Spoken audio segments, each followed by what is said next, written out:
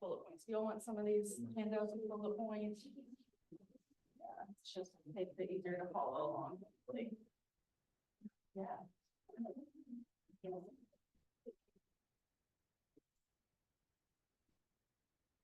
Dude, you can be up on here in a second. I don't.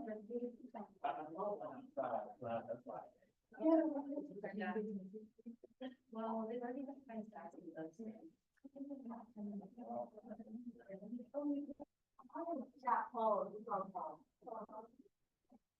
those. Is the recording okay? Yeah. That's great. Thank you so much. Yep. You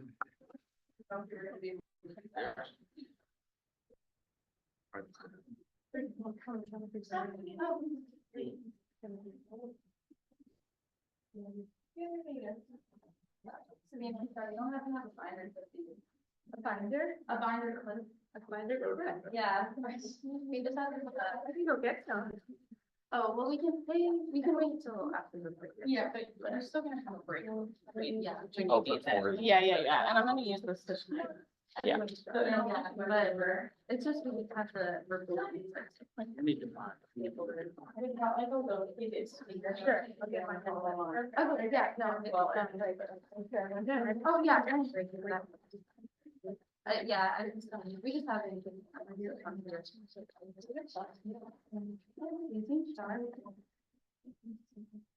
think maybe we can record. Yeah. Great, I'm gonna close the door. I didn't have to figure out.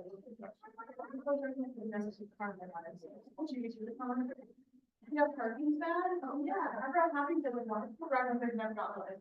I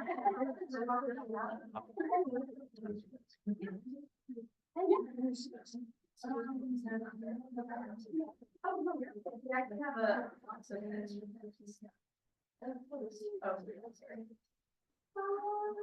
Yeah, we all got extra pen anyway.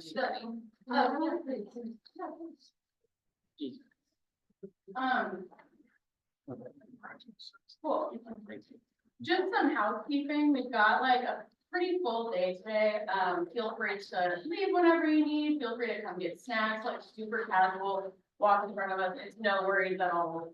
Like, I don't know, we're all in community here. And yeah, so anything you need to do it. It's not a disruption. Yeah.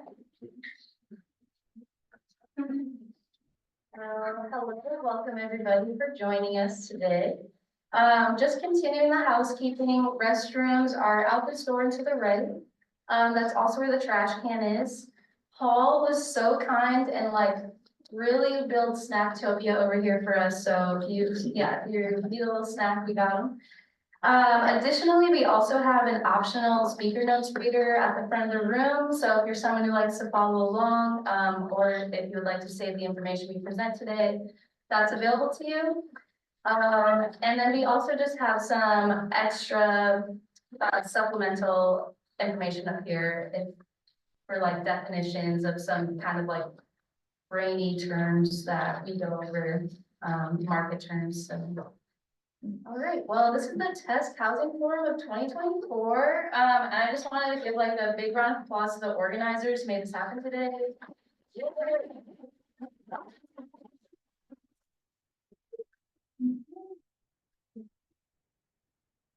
So we'll start with the land acknowledgement. We gratefully acknowledge and honor the Squaxin Island tribe upon whose traditional homelands the Evergreen State College Olympia campus is situated. For thousands of years, their ancestral families lived and thrived here. They named Bud Inlet State Chas and Elk Inlet their ancestral, and Elk Inlet where the campus is located, Squeatle. Today, the Squaxin Island tribe continues to live on and steward the lands and waters of the Southern Salish Sea. We also gratefully acknowledge the Puyallup tribe, upon whose traditional lands Evergreen's Tacoma campus is located. We respect and acknowledge the Squaxin Island and Puyallup tribes and other tribes across the Americas and their many contributions to the Evergreen State College in support of education, tribal sovereignty, and environmental stewardship. This acknowledgement is one small step toward respect and collaboration with the aim of uplifting the voices, cultures, and histories of the tribes of these lands and waters. I also just want to take a moment to honor that this campus is grieving. We have lost our peer and dear friend, Jonathan Rodriguez. John was killed by state negligence. The systematic defunding of education and this encouraged neglect of students is why John died of carbon monoxide poisoning while hanging out with his girlfriend on campus. John was a brave, compassionate person who connected easily with his peers as they made you feel seen, heard, and understood.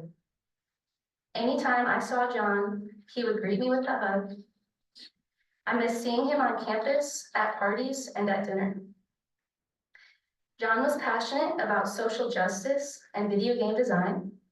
He was designing an original game, Arcadia Falls, as he prepared to graduate this year. I am so grateful for the response from our community, which is to make sure this stops happening to our loved ones. No one should die because of institutional apathy towards housing. So if we could just take a moment of silence to sit.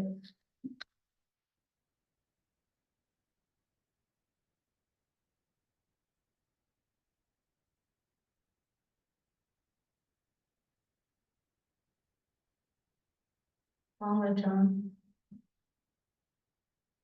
And then we'll just do some general introductions.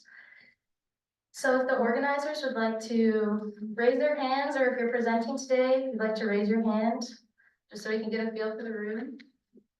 Susan, I think just Susan's here right now. And then Paul has been so helpful today.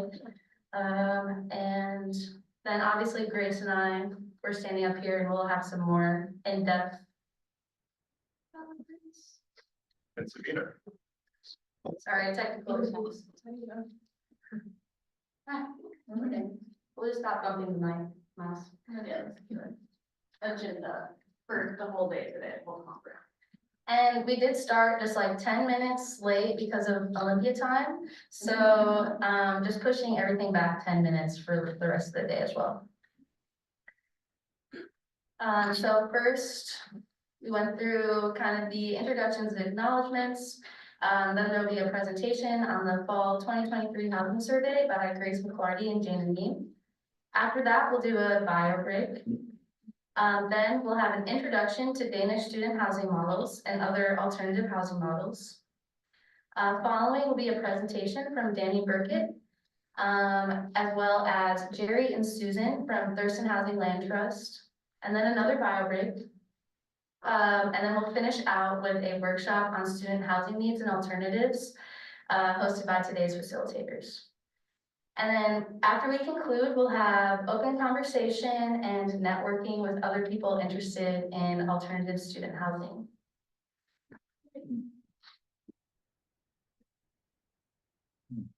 And now the fall 2023 student housing survey.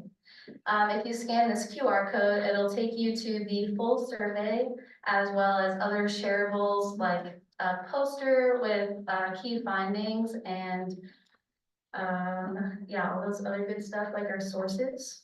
And it'll be available at the end of the presentation too.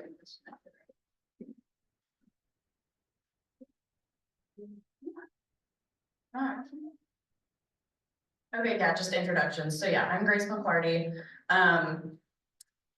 I started working at Evergreen's Basic Needs Center in 2021, and my job was to try to help students find housing off campus.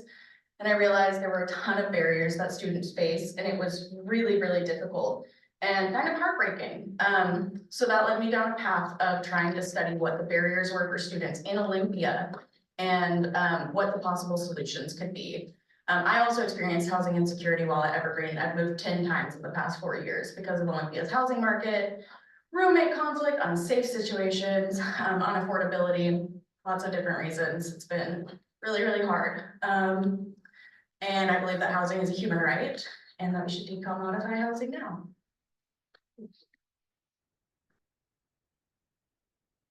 Hello, I'm Jana Neem.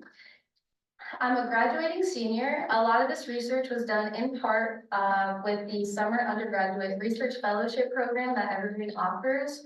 And my mentor, Sabina Chaudhary, is here with us today. Her beautiful smile. And throughout my educational career, I've been studying the sociological implications of space and policy on material conditions.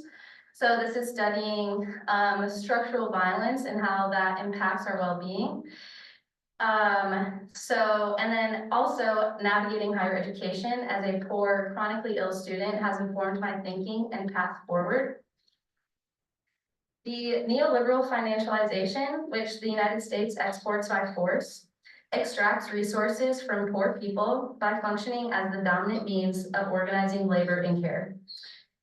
Neoliberalism is digitalized colonialism. Debt is an equation derived from colonial ideology. The historical and contemporary housing policy of the United States functions to expand extractivist industries, and the control of resources is propagandized through household planning and function.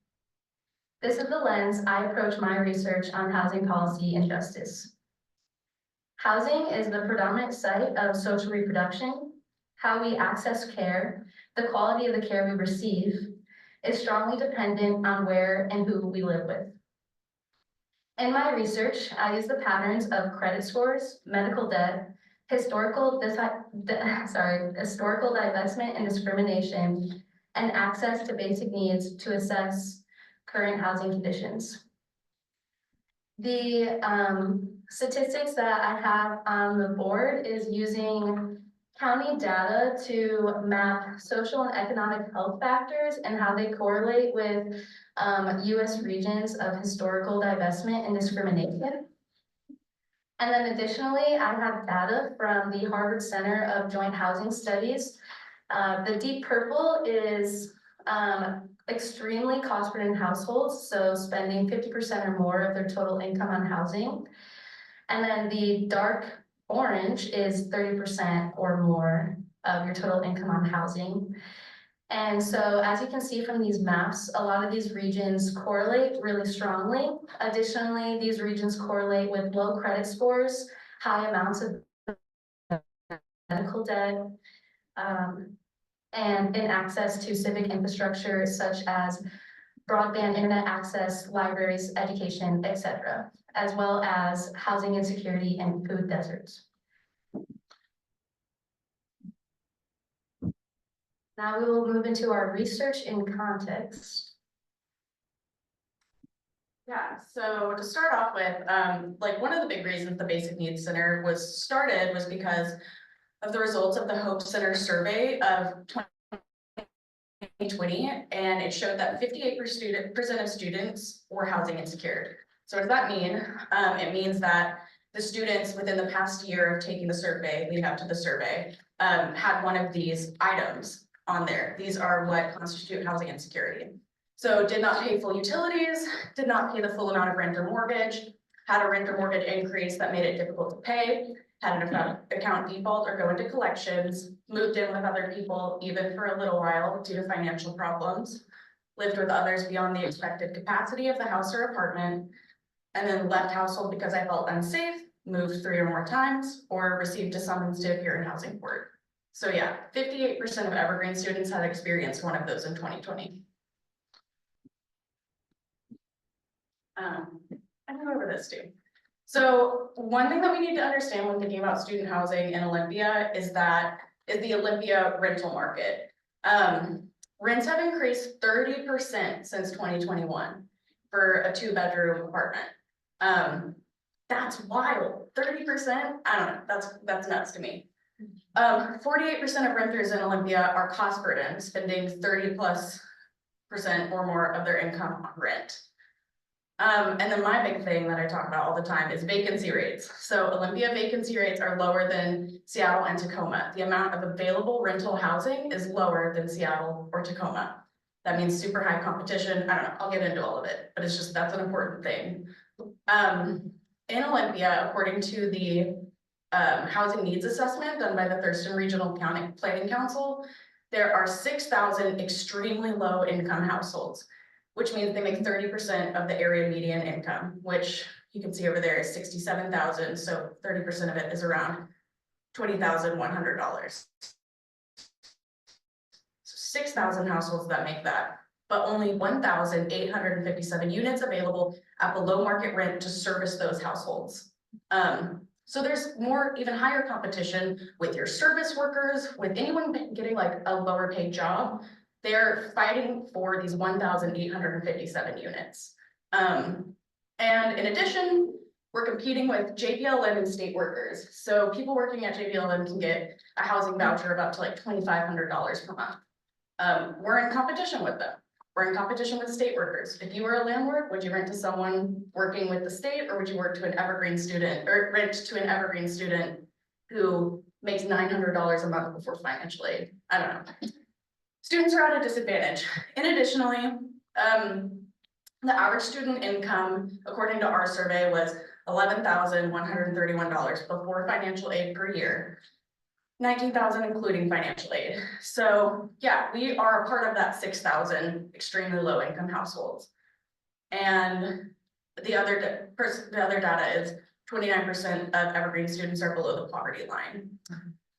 And then another piece of data, the Washington Student Achievement Council's 2023 Basic Needs Security Among College Students survey. It's a mouthful, but they found that the South Puget Sound region has the highest rate of housing insecurity and homelessness among college students in the entire state of Washington. So there's a huge need here. Oh, still me. And then I just pulled this up to show the current market. Like, we're about to be looking for a house to rent, and you know, and this is what I would do when trying to help students find housing in the area. You've got a duplex with 2 bedrooms, 1 bath, $2,595 a month. You've got a 1 bed, 1 bath duplex, $1,945 a month. If you want something cheaper, you could do a 2 bedroom, 1.5 bath for $1,795 a month, but that's with Olympic Rental and Landlord Services. They have their own stuff that we'll get into later.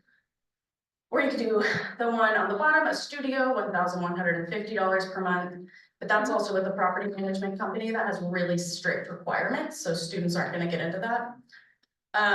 If you wanted to rent from a private landlord, that's $1,395 a month for a studio. And then if you wanted to rent from an apartment company, $1,575 a month for a 1 bedroom. These were screenshots from yesterday. This is the current state of our market. And it's really hard for students to deal with this. And I'm sure everyone here has probably applied to rent a house and know that it's pretty standard for landlords to require 3 times the rent to be made by income. And so when, considering how much students make, that's nearly impossible.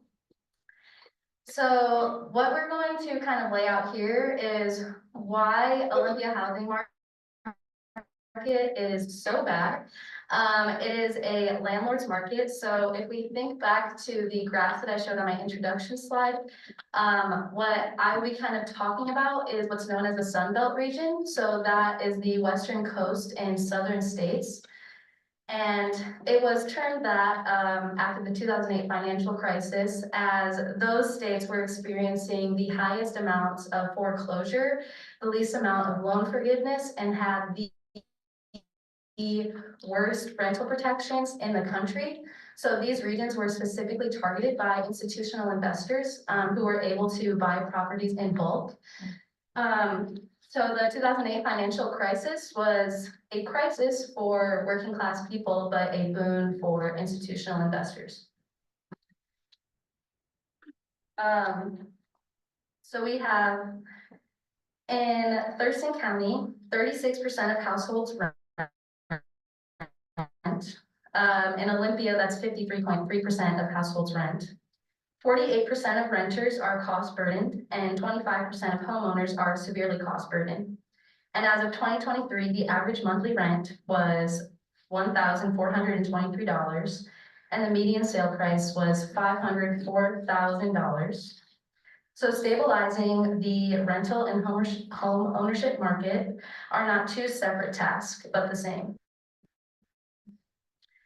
The top 10% of wealth distribution owns over 50% of all housing wealth and 80% of all real estate wealth. And these statistics come from the OECD, which is the Organization for Economic Cooperation and Development. This is basically first world and Western countries. And that is detailed in the graph here. The dispossession of BIPOC and poor people functions in neoliberal economics through intense financialization. So credit scores, banking deregulation, venture capitalism, and imperialism, which is concentrated through housing policy and planning. Speaking in terms of the market, the primary ways you're expected to build wealth, the preconditions for a dignified life, is to first ignore the foreign and domestic policy of your representatives, then own real property or assets like lands, homes, real estate, cars, etc., and maintaining your assets through credit, the risk of which depends on your class standing. So this quote comes from the Housing and Urban Development Policy Planning Committee. They say, the increase in institutional investors began during the Great Recession, when housing prices dropped precipitously and credit tightened. During the financial crisis, investors bought foreclosed properties, often at a discount, with institutional buyers joining the usual cash investors. As hundreds of thousands of homes went into foreclosure, the federal government sought to stabilize housing prices by increasing demand for the homes, which it accomplished largely by creating incentives for private investors to make bulk purchases. These investments were concentrated in low-income neighborhoods, predominantly in the Sun Belt, given the region's relatively lax tenant protections and the unlikelihood that local governments would pass rent control laws. So instead of responding to the 2008 financial crisis with unconditional loan forgiveness so that people could stay housed, the federal government made policy decisions that would further commodify the housing market and create a boon to venture capitalists. This was a mass dispossession event. Deeper commodification of housing, care, time, and labor. And this is the trend that we continue to see with rising rents in Olympia and rising rates of housing insecurity among students. Since the 2008 financial crisis, mainstream economics using the Gini coefficient, using the Gini coefficient has shown an exponential increase of income inequality. Although inefficient, as it can only track the sharp shift in macroeconomics that obfuscates systematic dispossession, this has been happening since this nation's inception, dispossession being the very function of settler colonialism. Nonetheless, researchers continue to show the dispossession of BIPOC peoples continues to control the way we live. This is why shifting from owner-oriented solutions and responding to the urgent needs of those most affected to decommodify housing for full redistribution is how we should approach housing insecurity. As investors buy up more of the available housing stock, home prices and median rents continue to rise, reinforcing the market dominance of investors. A speculative housing market upholds wealth inequality and historic trends of discrimination. Again, this is analysis that I'm pulling from the Housing and Urban Development Policy Development of 2023 report. Almost 75% of those eligible for rental assistance received none, despite funding for housing vouchers growing annually, suggesting that, again, housing vouchers are not an adequate intervention to the housing crisis. And as a result, rent-burdened households spend 55% less on healthcare and 38% less on food, similar to households in affordable units. And these statistics are from 2016. And from that report, they say, assessing housing from wealth distribution perspective is all the more important in a context where inequality has been rising, the capital share of income has increased relative to labor, and wealth inequality is much higher than income inequality, potentially undermining equality of opportunity and social mobility. So even interventions like labor support, raising the minimum wage, cannot be effective unless we seriously decommodify the housing stock. It's not working, it's not going to work. And as a student, I'm told every day that I need to be flexible and pragmatic. And so this is not working. Well, it's not working for our intentions, but it is working per historical policy. The housing policy we are working with favors institutional investors, deepens historical disenfranchisement, and diminishes the conditions of well-being for a growing majority of households. Meeting people's urgent material needs, being housed, stable, affordable housing within this forum scope, so that people have a chance to exercise autonomy over their basic needs. Housing justice has to be land back. Housing justice has to be full and immediate reparations for BIPOC people domestically and across the globe. There has to be, and these are the preconditions for universal housing. These principles should be where our interventions are based, as housing justice is class justice and it's environmental justice. Awesome. So yeah, bunch of structural stuff, and then let's zoom in a little bit more locally. So coming back to vacancy rates. Vacancy rates are the lowest in Thurston County still. They hit 2.5% in 2022, and the citation is in the report, but a healthy vacancy rate is 7%. As you can see, there seems to be a sharp rise. Actually, there was a change in methodology, and it says on their website it's not comparable to previous years. Don't know why they're connected if that's the case.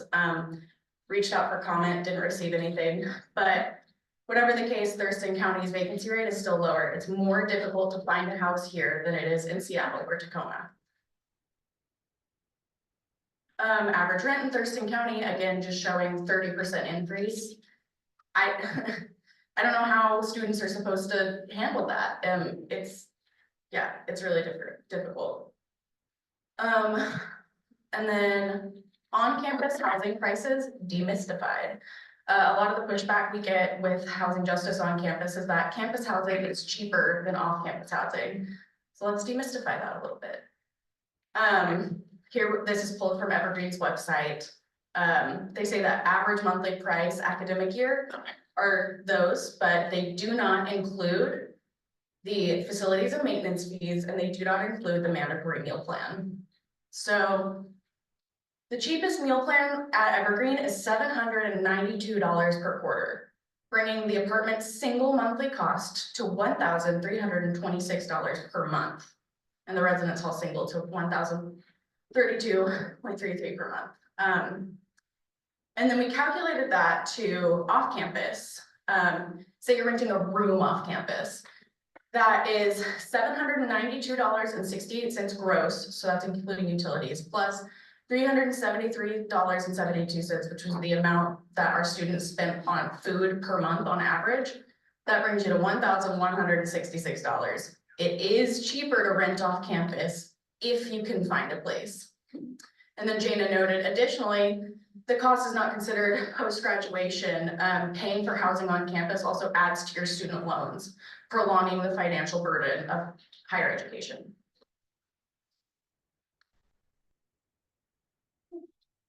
And then moving forward into the results of the survey, the purpose of the survey was to collect data about the student housing experience at Evergreen, which we hope could be used to inform administrative decisions, the potential need for scholarships and grants, and/or the renovation and construction of student housing.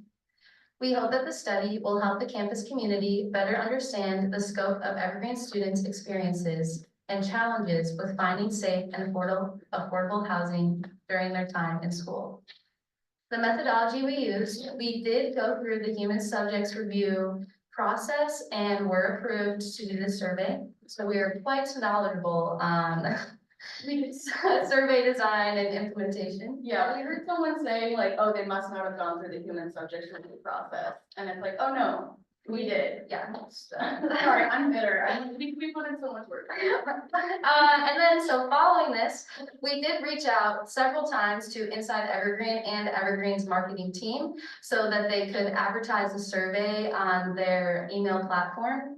We did not hear back, and so unfortunately, the survey was not released to the wider campus community. Instead, Grace and I tabled about 2 times a week, as well as flyering across campus, posting on social media, and making announcements to our classes. The survey was open for 19 days, and we collected 112 valid responses. We then went through and made calculations to determine cost burdenness, the effect on access to basic needs, and general well-being of students. We also normalized the data so that it would be easier for calculation. And of course, we had to go through and sort and quantify the narrative data, which informed our recommendations and key findings, which we have a handout for and is at the end of the report. So the survey results. Here we have the demographics of the survey results. Overrepresented was on campus and undergraduate, full-time students, younger students, and Olympia campus. Again, this was due to one, not having the survey sent out across campus, as well as tabling on campus. So underrepresented would be Washington resident students, part-time students, non-traditional students, as well as housing insecure students, students who live far away, or students who are experiencing houselessness and do not have the capacity to be on campus. So, yeah, if you want to talk about that. And we have that comparison there. We just want to be super clear that like this data, yeah, has some leanings. And then also the average age of Evergreen students is 29.4. So there's this myth of the traditional student, white, middle class, 18 to 24. That's the traditional student. That's who we design dorms for. That's who we design our campus around. Well, Evergreen students are not that. They are older, they've got, I mean, we are lower income. So to design our housing solutions around the traditional student is a mistake. And it's just important to highlight like who Evergreen students actually are. Yeah, student income. So our surveys showed 48.2% received financial aid. That was a little bit of an overrepresentation. But compared to South Puget Sound Community College, we have given out more Pell Grants. And compared to nationally, only 32% of students receive Pell Grants and 42.8% of students receive Pell Grants at Evergreen. So we have more low-income students at Evergreen. And we need to be thinking about that when designing our on-campus housing or any off-campus housing solutions. These are not, you know, people at University of Puget Sound. And this, or which one is this?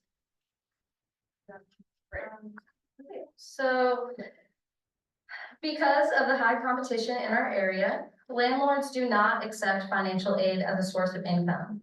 The average monthly income before financial aid was $926. The average monthly income including aid was $1,594.41. If you need to make 3 times the average rent, which again is $1,595 for any amount of bedrooms, you would need to make $4,785 per month. Especially considering most landlords are now adopting requirements that all applicants must individually make 3 times the amount of rent, and you cannot combine or pool resources. Real quick, that's Olympic Landlord and Rental Services. That was the cheapest duplex that was on this screen. So if you wanted a duplex with a yard or something, you can't have that. So, and then we additionally found that 34.6% of student respondents have had a housing application rejected, and 65.4% of students have not.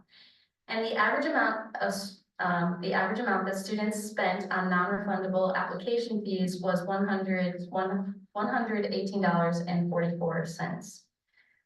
Our students cannot qualify to rent in Olympia. Even a room, say at Olympic Heights, would be $975 per month, and you would need to make $2,925 per month before aid to qualify.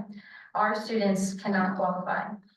And then if you consider that 34% of Evergreen students are low income and 29% are below the poverty line, they are likely working full-time, part-time jobs to afford food, medical care, school supplies, gas, car, etc.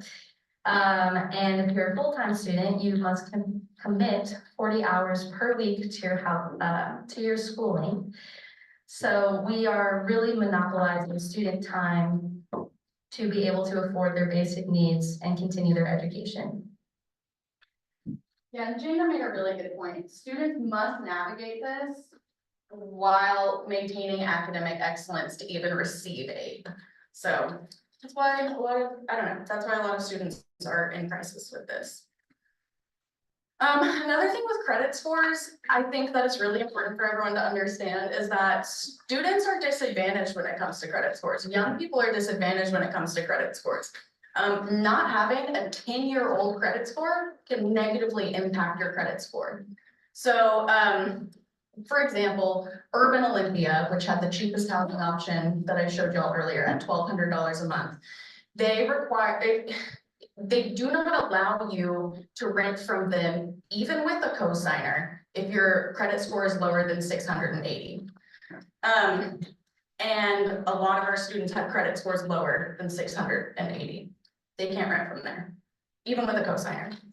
But I was really surprised actually to hear not only from our students, but just around campus and from a lot of people and in my experience, that landlords in the area are no longer accepting cosigners. I don't know if any of y'all have had that experience, but yeah, it's like, it's kind of, it doesn't really make sense, right? You'd think that apartments would want cosigners because it guarantees them money, but they're not accepting it. I mean, the competition is so high, it's such a landlord's market. Why would they want someone with a cosigner when they can have someone who makes $8,000 a month? So it's just another way to disadvantage young people.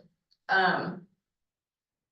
And if you just want to take note, we have a breakdown of respondents, what their credit scores were, and then what they identified as impacting their credit scores.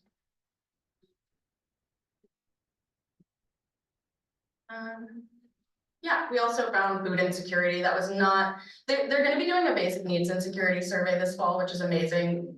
But we did find that, yeah, 63.9% of students skip meals or eat unhealthy due to financial reasons, which shows that there's still housing insecurity or food insecurity at Evergreen. And especially with Aramark being our food provider, there's limited options if you have dietary sensitivities or financially precarious. I mean, $792 for the cheapest meal plans, a little intense.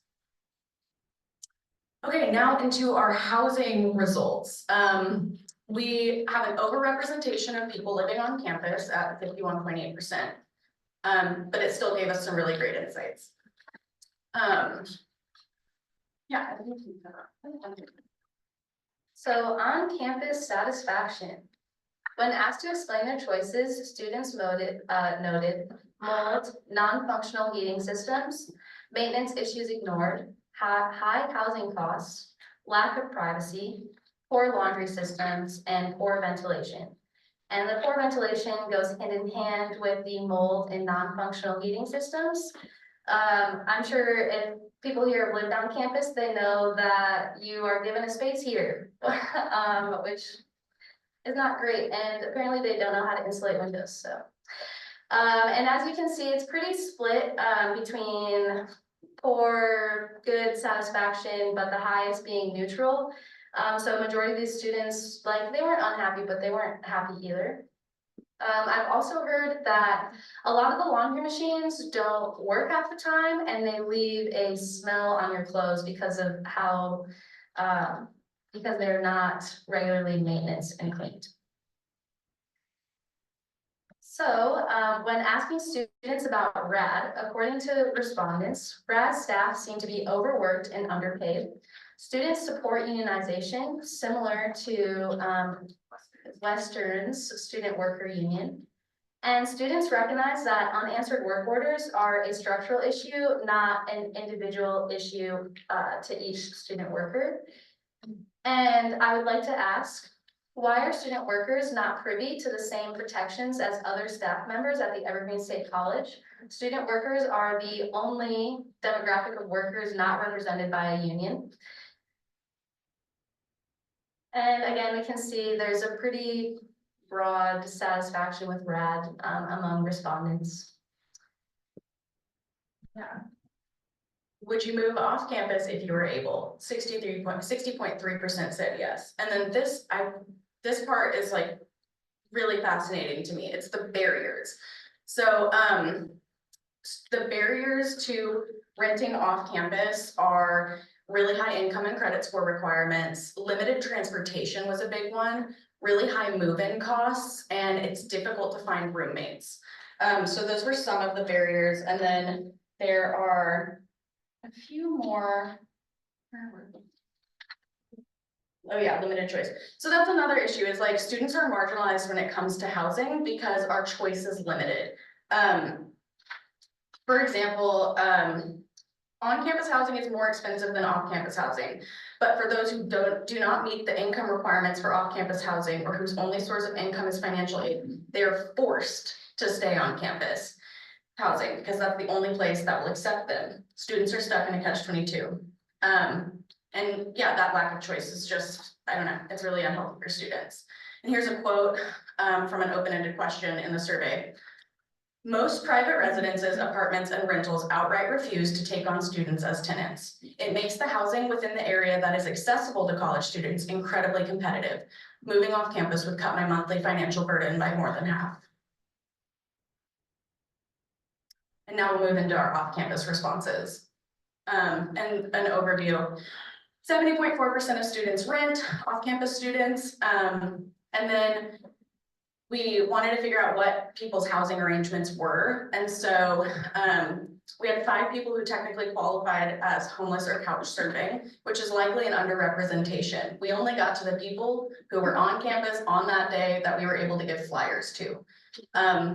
The Hope survey, I think, found around 23, something around there, 23% of students were actively homeless or couch surfing. So this is probably an underrepresentation.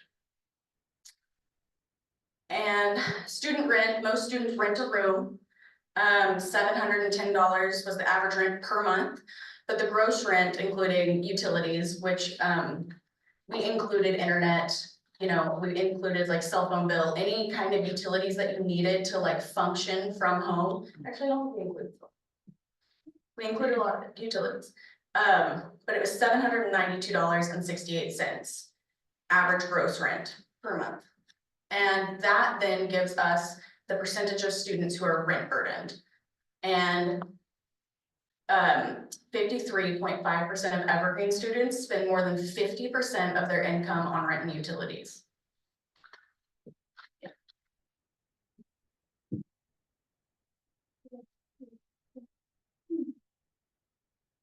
So, we asked the question, have you felt discriminated against due to your status as a student?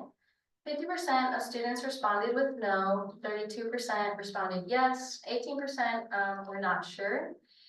And then we see that 53.2% of students have access to a cosigner, while 34% of student respondents do not. When asked why students felt that they had been discriminated against, they responded with, because of being low income. Personally, I have had landlords tell me over the phone that I am simply too poor to rent from them, which is amazing. Because of the source of income, so like we've been emphasizing, a lot of students, their source of income is financial aid. Because of credit score or not accepting cosigners. Because of age, it is legal to discriminate against people who are under 25, and because of their status as a student.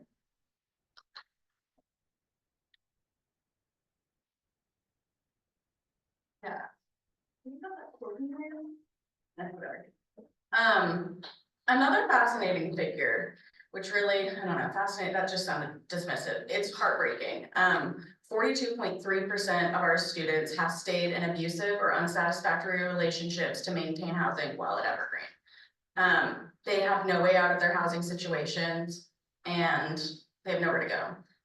And 27.5% of students have been involuntarily displaced during their time at Evergreen. The reasons are displayed here. Interpersonal conflicts, living hazards becoming dangerous, raise in rent. Yeah.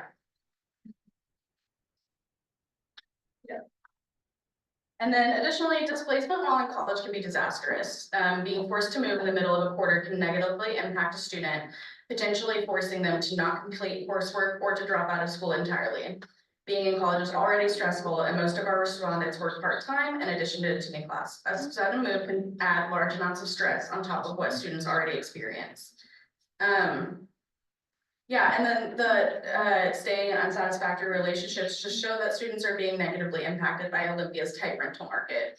It's not easy nor affordable to find new housing in Olympia, and it forces students to stay in abusive relationships. We need more emergency housing provided by Evergreen for those in abusive or unsatisfactory relationships.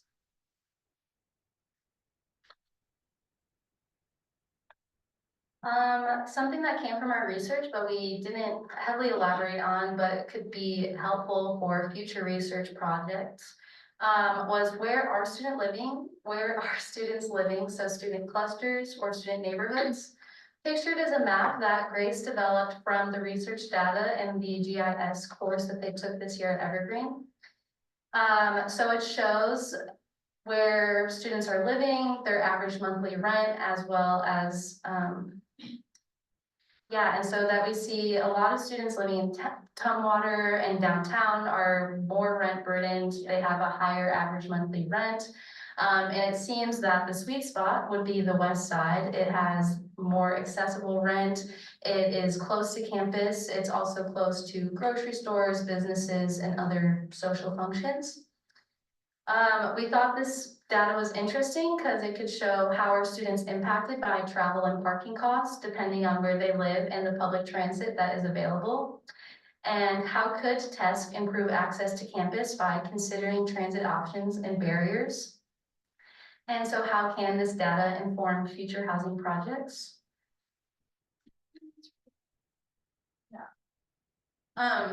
Off-campus satisfaction, people were more satisfied living off campus, but they still had high costs with low quality housing, unresponsive landlords, and then yes, staying in abusive or unsatisfactory relationships.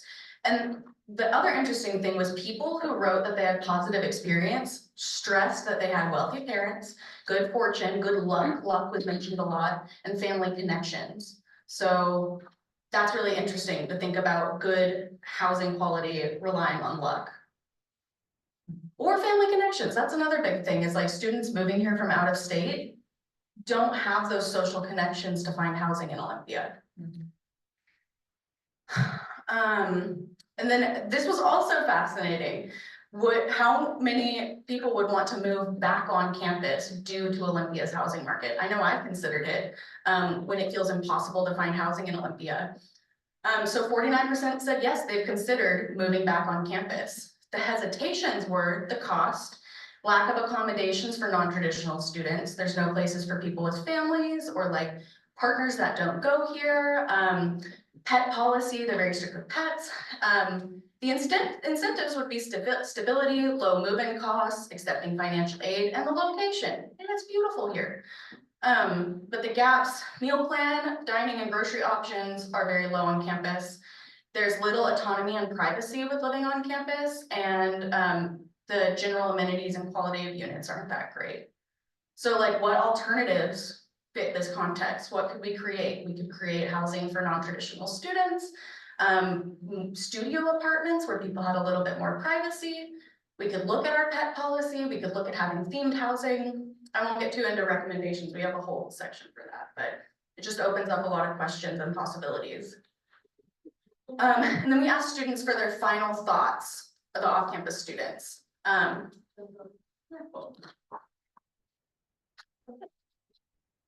So This quote says, most complexes require a minimum of 650 credit score, plus 3 times the rent and income, plus a month rent deposit, plus pet deposits, plus good rental history in the last 2 years that isn't family.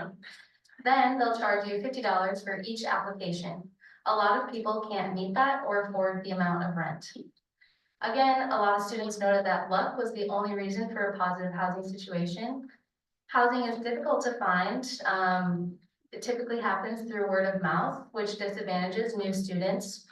The rental market in Olympia is comparable to that of California, but even California has moved to pass renters protections. It's much worse than we think, and students would move back on campus if there was a dedicated space for older students or more privacy or better disability accommodations. Something we also found through this research that the students most negatively impacted were students who also identified as being disabled. Okay, and then this is the last bit before we get into the handout that we're gonna pass, but these are really impactful. These are the testimonials from students. And they were just open-ended questions. So the first one, and the structure is there's a question and then there's off-campus results and then on-campus results. So how has your housing experience impacted your ability to be successful in college? This can include things such as stress, mental health, economic challenges, etc. I cannot put enough emphasis on how living with bad roommates has impacted my ability to be successful. This is on campus, by the way. I have been extremely stressed due to being uncomfortable in my space, leading to contemplating leaving college. I question if it is even worth it to finish my degree if I have to put myself into such debt over simple things like the campus housing or the mandatory meal plan.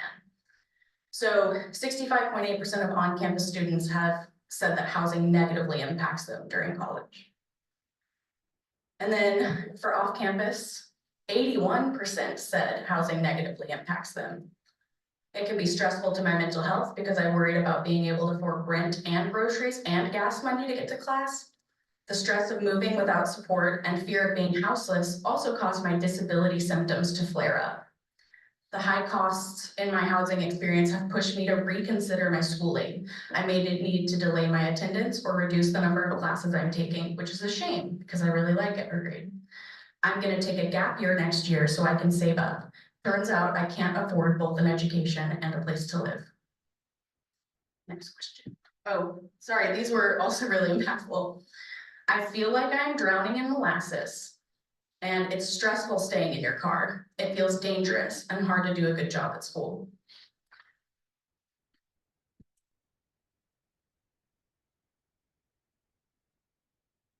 So support, do you feel supported in your housing situation? On campus, 38.2% of respondents said yes, while 35.3% said no, and 26.5% was neutral. So technically, yes is the largest category, but it's still not sufficient. Off campus, 71.8% said that they do not feel supported by the institution, where 15.4% indicated they did and 12.8% were neutral. And then we also asked students what their experience was with the Basic Needs and Resource Center. 19.2% of students indicated that it was inaccessible. 23.1% indicated that they were unaware that the BNARC existed. There was 26.9% of respondents who had a positive experience, and 15.4% had a negative experience. I just want to say, we highlight the Basic Needs Center because it really is the resource that we have to give students who are suffering from housing insecurity. And they do a great job, but it needs to be fully funded. There's such great need of Evergreen students. And yeah, I think that the Basic Needs Center can do a lot for our students, but we have to do more. It's just really disheartening comparing the operational budget of the Basic Needs Center, which is a grant and donation basis, compared to the police services budget, which if you read the CPJ, you'll know is over $1 million per year. So That's, I mean, what can we infer from this institution's priorities based on the discrepancies in operational budgets? Yeah. Okay, another question. What could the school do to help students with their housing situations? What kind of housing would you like to see? And these responses were so beautiful to me because students have so many good ideas. And it just sucks that we aren't really invited into conversations with administration to talk about these. Students have great ideas, like really good ones. So yeah, I would like to see mold-free secure buildings where students' requests were heard and respected, make on-campus housing more affordable, provide more support for students wishing to move on campus, off campus, like a list of trustworthy landlords. They used to have one, it's not up to date, hasn't been up to date for years. The provision of themed housing, quiet dorms or dorms for students who are immunocompromised, update on-campus housing, which we're in the process of. And the off-campus responses, other campuses with graduate programs have low-income apartments grad students can rent and live with their families in. Other campuses also own multiple houses near campus that the housing office rents out to students in groups of 3 to 5. That doesn't require students to go through private landlords, pay huge deposits, or deal with application fees.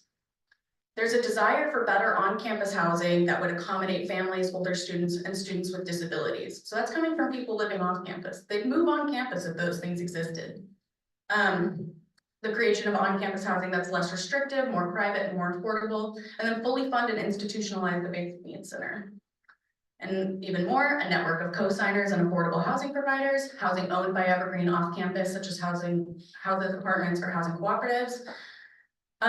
Help from the administration to advocate for affordable housing for students at the city and state government levels. Which is, if you're housing insecure, you don't have the capacity to do this. You can't go to city council meetings. You're at your part-time job, you know, so we need help to be able to advocate for this stuff. You could create an office for off-campus housing like Western Washington University has. Housing workshops for finding housing in Olympia. And then some quotes are, Evergreen needs to prioritize student housing security, period. And Evergreen cannot put such an emphasis on enrollment and not provide adequate housing for students to live on campus. And then this was the final question of the survey. Anything else you think we should know? On-campus students responded, laundry facilities need updating. Food insecurity, students should be allowed to take home food from the greenery. Especially considering you have to pay at least $12 just to get into the greenery, and the greenery produces so much food waste. It's a little ridiculous that students can't take home doggy bags. As a state institution, there should be transparency with Evergreen's budget. I live here, I don't live anywhere else. I think there is too much assumption that this is a secondary residence for students. And again, this goes back to the assumption that Evergreen students are the traditional student, 18 to 24, middle class. Going home to live with their parents during 2 weeks. I mean, that's another huge problem that we're seeing right now is that Evergreen rents out their apartments for summer conferences over the summer, therefore displacing students. And there's always a rush to have students find housing in Olympia, short-term leases, places accepting roommates. And they're desperate and in fear of becoming homeless. Yeah, and then the off-campus final thoughts were Basic Needs Center needs more funding, Aramark makes living on campus unpleasant, there should be more cultural activities, and some students are on the verge of dropping out due to housing insecurity. So if Evergreen puts such an emphasis on making enrollment go up, housing needs to be looked at as the basis. It's the baseline. You can't go to school if you don't have a place to live. More quotes. The housing market in Olympia is costing Evergreen a bunch of students, and homelessness is like having the rug ripped out from under you. Last time I was homeless, I was on the street. At least this time, I'm on a couch. Closing summary. Olympia is experiencing a housing crisis, just like the rest of the Pacific Northwest. So that weird. But there are a few key factors in Olympia that make it uniquely hostile to students. So again, low vacancy rates, rising rents, not accepting co-signers. I mean, all of this stems from the competitive landlords market in the area. It's our responsibility as an institution and community to make sure our students have safe, stable, and affordable housing. Evergreen has been trying to say, we don't have anything to do with off-campus housing, but it's our responsibility as an institution and a community to help people who are housing insecure.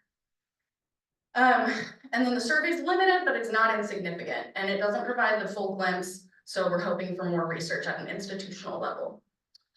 And then I'll pass out some key findings if we want to start going with them. Yeah,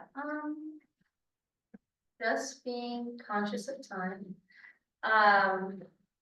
We probably do want to take a bio break soon, so yeah, Grace is passing out a handout that we made with the key findings and recommendations from the report. Would people appreciate us reading those aloud, or would you rather look through those on your own time and look at them read? We can do them and we can read. Sounds, all right, well, thank you so much for tuning in and being here today, and yeah, I hope I was on track.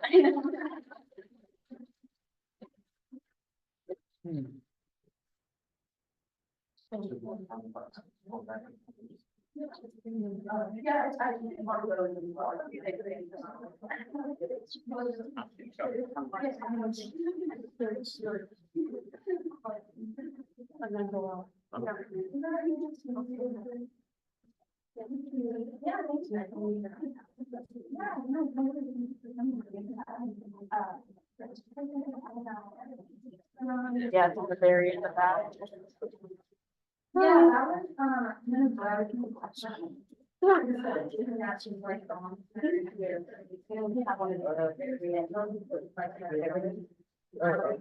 Yeah, I know, I forgot that we also included it on. Yeah. yeah. Been on with it for years. That's great. Yeah. And nothing project. And we just got. Yeah. Started. Well, it's supposed to be 50 minutes, so we had time for questions. No. He's got to work for president of another. I mean, Everything else. But it's not, the students there. They're not. yeah.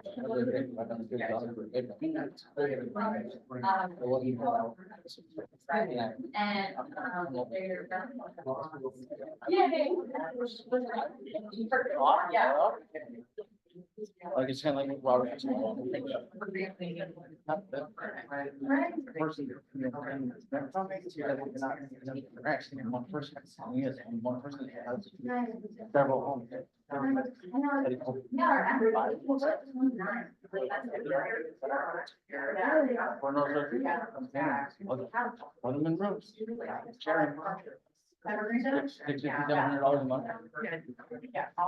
3 months. That's a month. Job. Process. It works. Well, it doesn't have to come there. Yeah, Yeah. I don't know. Make a lot of it. But it doesn't. You know how that works. You know that. Like, all we have. Yes, yeah. It's the. We also. What I, things I'm gonna do. Yeah. I don't know. Yeah.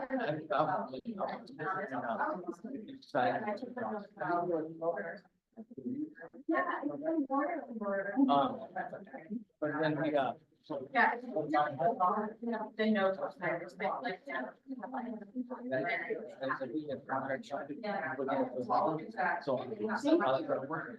Thank you so much. That's why all the market trying to buy. Yeah, I agree. But like, 7 to 10 down dudes. Say it's like a top 5 person that you, 3 of those bedrooms are gonna be. Some of his houses is 1 on 22nd. The 22nd house, he has to be plug in the request. And then drive up. And, Yeah, we But- were making like. No. really, that's- No. that'd be, right, like, Yes, no, we have,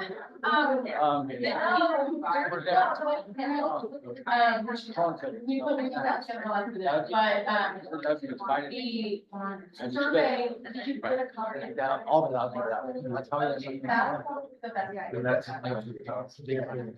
Yeah. Yeah, it was one of those there. I never.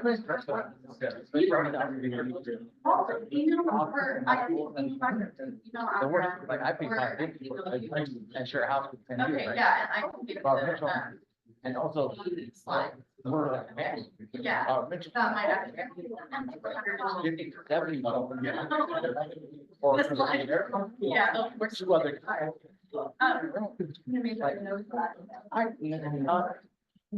not for me. Oh, that's how you run it. I can't do it. But I respect it for what it took. 20 years ago, they never. No, I think nothing like that.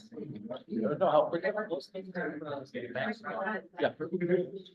of them, all of them. Yeah, but I didn't even know that. Some that are just never got in trouble. And then they went to treatment, like. Yeah. Right there, the board access to get in the wrong way. I started that, like, a month ago with this one person. She would already be having. But. Yeah, it's really expensive and that's the thing too, like our income rates are so much Huh? more. Yeah. Documented shit. So there's. When you go to the court. She said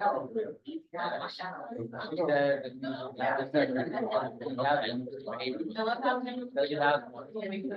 I saw. I don't know what they look like. Mine, I never even looked at. I'm too, no, that good, you know, to them, to Robert Mitchell, like literally, I went and couldn't manage shit. I saved my little brother for 3 months. After that, I went and seen her one day, within 5 minutes, she come home, Robert Mitchell, and he gave her an address we need to go to on the 18th, that's on call it 18th. In the corner, up in the corner. Robert Mitchell. And, they're in a room with this guy, for like 2 months, and then I found out more about it. It's a life rock, and guys. And then they sold the house, not, wouldn't get that, like. Say, $3 million house. But what they're saying is right, though, these guys that own this house, the USMC, where we originally live, up in like east side, right downtown. This dude has a portfolio of 10 houses all together, and it's a portfolio, trying to do for tax write-offs and IRS stuff, and all that, they're trying to take that portfolio. So, the operators, I think, like $1.5 million. For all this home, and then turn around and do it all over again. It's like big old monopoly, I guess. What it's a little bit I know about that. Market, this is right, right? Oh, yeah, I just like drop these.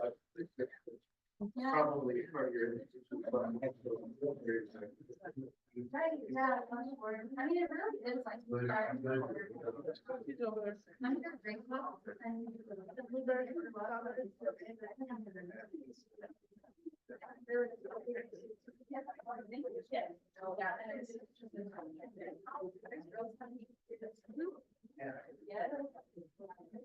They got like. Yeah, they're. But,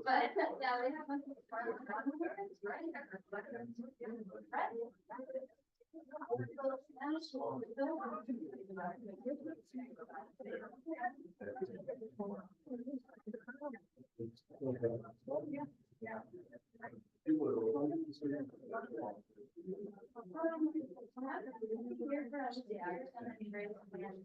More understanding about their life. Great, so you can think about that. Yeah, think about it. Yeah. Okay.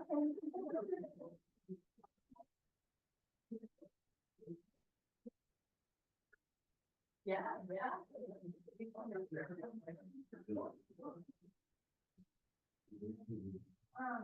we're gonna have a little email list on that, but.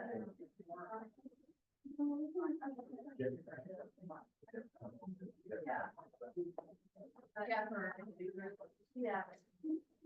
But, are you listening?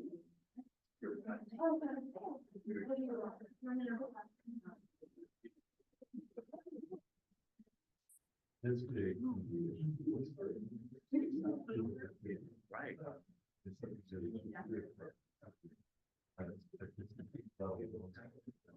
Yeah.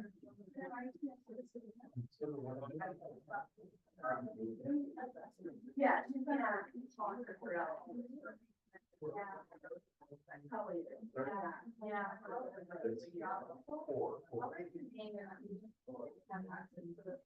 Then I guess.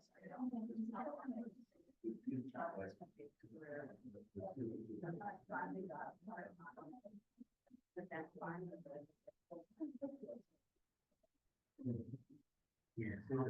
I didn't. Thinking about it.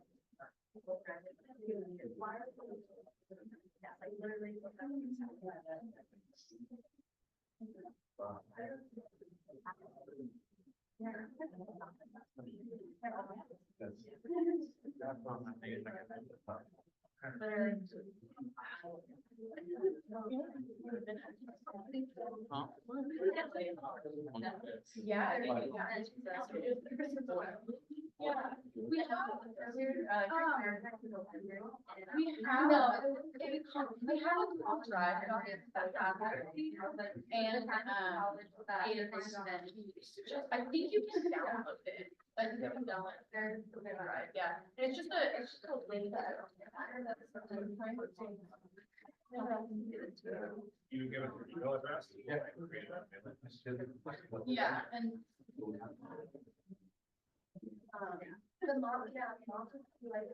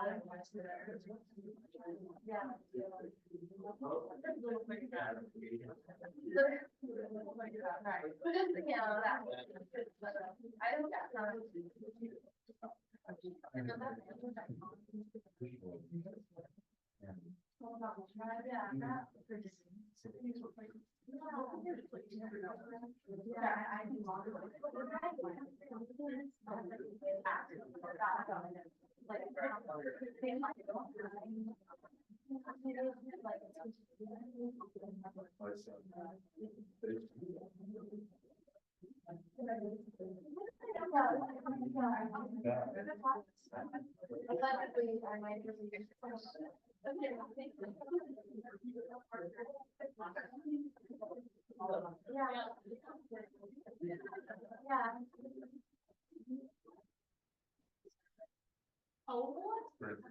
My God.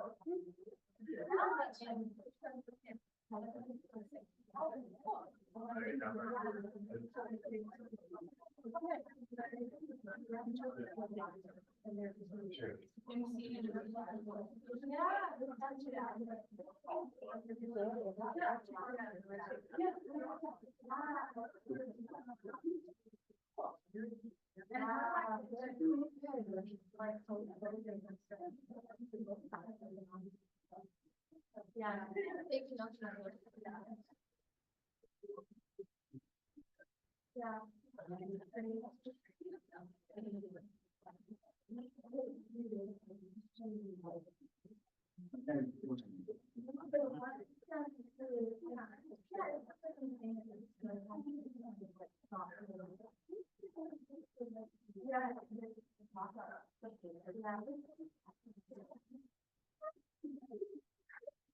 Or did y'all just like, you know, yeah.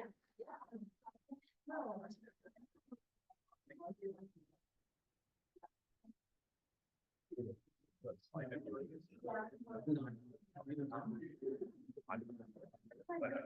If you have any website, like, you just bring up your. You know, I can. Yeah, that would actually be better. I'm gonna have to time myself. Sure. Yeah. That, might be good. But. Our art,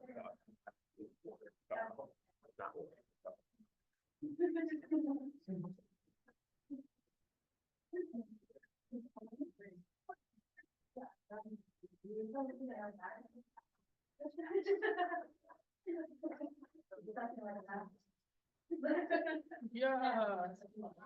Sorry. Alrighty, y'all. Thank you. Does everyone want a little bit more time, or do you think we can go into the next thing? Go into the next thing? Yep. Okay, cool. Wait, open this one. Yeah.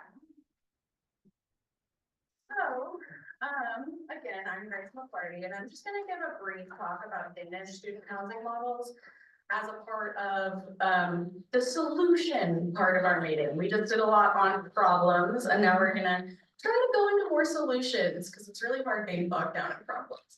So yeah, Danish student housing models. Little bit of background, I just went to study abroad in Copenhagen, Denmark, for my final semester senior year, with the goal of going over there and studying their urban patterns, housing patterns, specifically so that I could bring those inspirations back to Evergreen and Olympia. So I hope that this research can aid a little bit in the creation of affordable, safe, stable housing here in the area. And just a quick shout out, as a low income student, I was only able to do this through the Gilman Scholarship. And apparently 1 in 2 Evergreen students who apply get awarded the Gilman Scholarship. So if you want to do study abroad, it's a good way to get some funding. But yeah, just a little shout out. Overview. Actually, I should set a timer for myself because this is just supposed to be brief.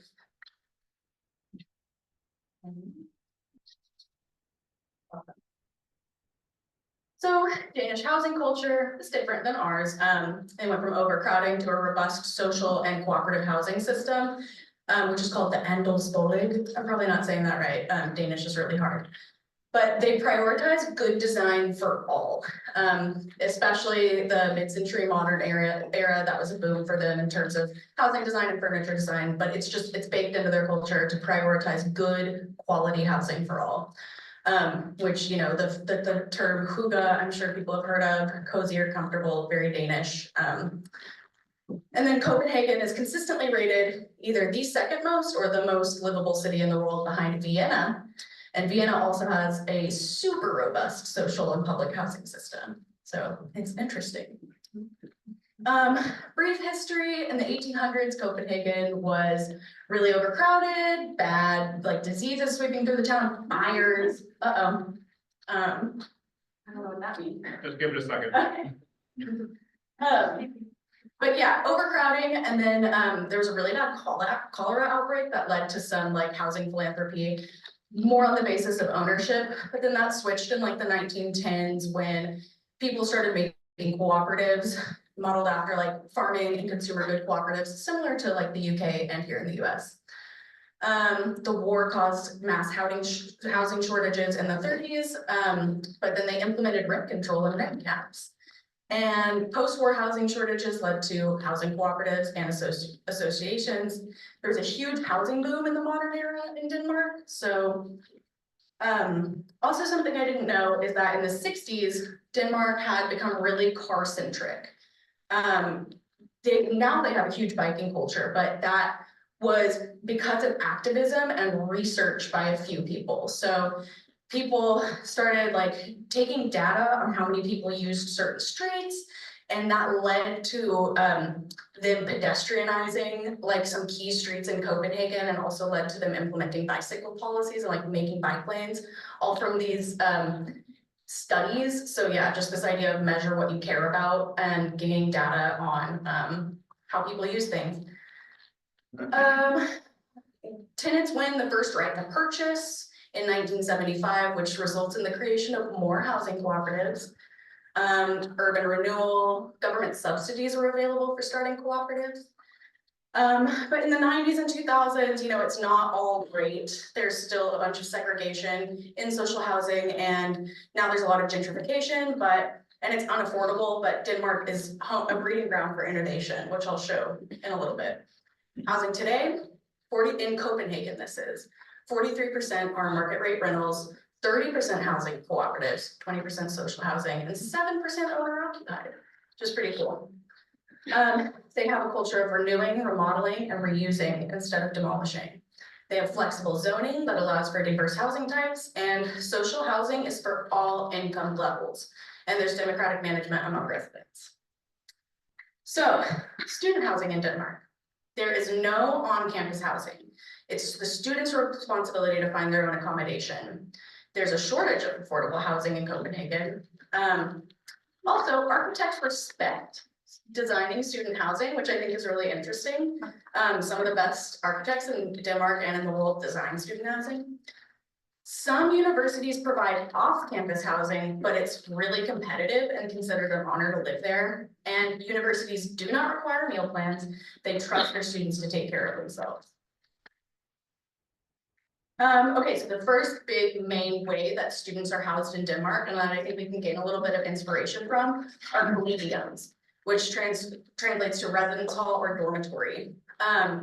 And it's student housing ran mostly by private companies or nonprofit companies, or sometimes ran by a school, but they're available to any college student at any university. So it's like if we had housing that was available to SPSCC in St. Martin's, like it would be really cool. Or people going to online school, whatever. If you're a student or if you're like under 35, I think it normally is, you get the cheap housing. There can be long waiting lists. There's a variety of rooms. Shared common areas and shared facilities is huge. And then, yeah, you've got an example of an adaptive reuse project, which just means like reusing an old building and remodeling it in a sustainable way. And then you've also got a new luxury housing thing, but I think it's interesting that still in the luxury housing, they're prioritizing community and like shared amenities. Student housing cooperatives in Denmark, not so much. In the United States, there's a strong history of student-specific housing cooperatives, especially in Texas and Michigan.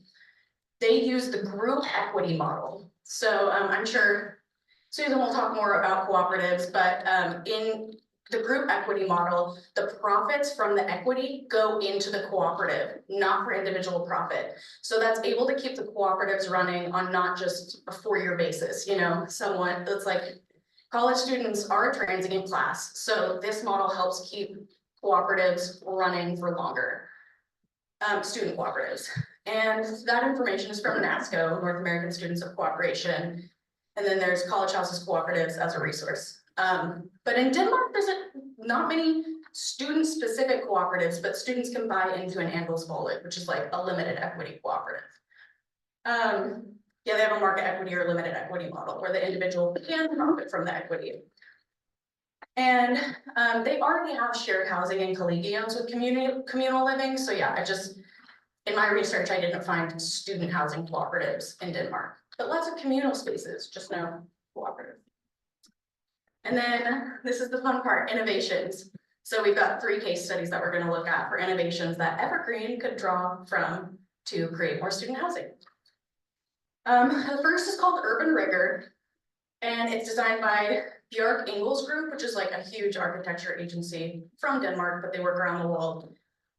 Floating communities, smaller rooms, larger common spaces, emphasis on sustainability, especially with like sea level rise and the limited land in cities. It's interesting to start student housing communities on the water. I think that's really cool. It was intended as affordable housing, but rents are $1,153 per month, not including utilities. So is that affordable? I don't know. It's comparable to Evergreen. Housing subsidies are available for all urban rigor units, so that's great. This is my personal favorite, Copenhagen Villages. I really think this has a lot of implications for what we can do here in Olympia. It was started in 2014 by 2 guys who like aren't even architecture students. They just wanted to build sustainable student housing in Copenhagen. They changed the law. The law wouldn't allow them to do this. And so they lobbied and changed the law so that they were able to create this temporary affordable student housing. Architects decided to help pro bono. So you need a lot of help to do this. Show, don't tell is their motto. They basically built like a couple bedrooms and then showed it off. They were like, this is what this will look like. It's great. People love it. Invest in it. Give us grants. Let's get this going. And the first village was completed in 2018. And when they opened it, there were 3,000 students that wanted to live there. It had like 16 units or something. So hugely successful. Now they have 4 of these villages and there's 2 more on the way. I guess a little bit about the villages. They're like shipping container villages that are studios with shared common areas, but the studios all have kitchenettes and you share a bathroom with one other person. They're moving away from shipping container use and into like modular wood construction because of how sustainable wood is. And they're actually affordable at $809 per month, including utilities for a private room. And then that's not including any subsidies that students can get. And then while not a cooperative, students have agency at these villages. So I just think they're really cool. We should do something like that. And then lastly, just to mention, Student Village, it's an adaptive reuse project. There was this old barn outside of Aarhus, which is the 2nd largest city in Denmark. And they built some more housing around it and also renovated the barn to be like the main common areas. And again, the model is studios with shared common spaces. And this is the most affordable at $723 a month. So that's wild to pay $723 a month for a studio. That's amazing. I would love that. And then this is the final thoughts, the inspirations. So what we can take, I think, is show, don't tell. We can talk about tiny house eco-villages all we want. I don't think the administration is very, I don't think they really want to hear that. You hear about that and you think like hippies, oh, it can't be done. That sounds so messy and disorganized. But it can actually be done in a really beautiful way and a successful way. Also, Denmark has many grants and subsidies and nonprofits that exist entirely to fund these projects. And also they prioritize pilot programs like, the pilot tiny house little thing. If we did pilot projects, maybe we could get the attention of some investors or get the attention of the school. We should also be working together. Like, I'm not good at writing, so we could use a team of like good grant writers and builders and dreamers and just like a group of people who have different abilities and different capacities to move this forward. And we can do this here. This is my big thing. Like, we are in Washington. People often say, oh, well, that's Denmark. Like, Denmark, you can't do Denmark stuff in the rest of the world. And it's like, well, we're in Washington State and we're in Olympia and we're at Evergreen. Like, if there's any place where we can do experimental fun things, it's here. So just some ideas. We could do floating student housing off on Evergreen's beach. We could do an academic program that weaves together grant writing, tiny house building, homesteading practices, which already exist. Denison University has like a whole homesteading program that we could like copy.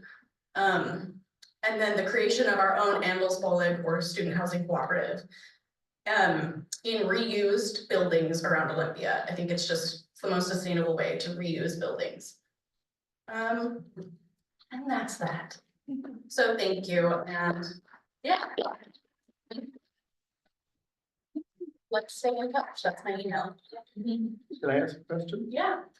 On the triad and innovations, it looks to me like some of the things in Aarhus and Copenhagen would not be legal under our rules. But one part of what you said is getting a special law change. I think the time is more right now than it's been for a long time to lobby for regulatory exemptions by law for specific pilots that actually create low-cost housing, like the Aarhus model. I wish I could believe that we get full funding of HUD vouchers. I think that the pilots are faster to achieve than from 25% to full funding of vouchers. Yeah. Problem. So inspiring. I mean, I think that we've been coming together to do that. We had someone here earlier who is in government, and it's just, yeah, I think let's do it. We also just made an email list if you want to come put your email. We've got a Google group going. We're going to want to continue these conversations to see how we can make affordable student housing or affordable young person housing or affordable any person housing here in the area. Yeah. Are there any other questions? I love it. Let's go on to our next presentation, which is gonna be Danny Burkett. And, yeah, so the agenda. We can talk about, and now we're gonna talk about, yep. And. Part of the-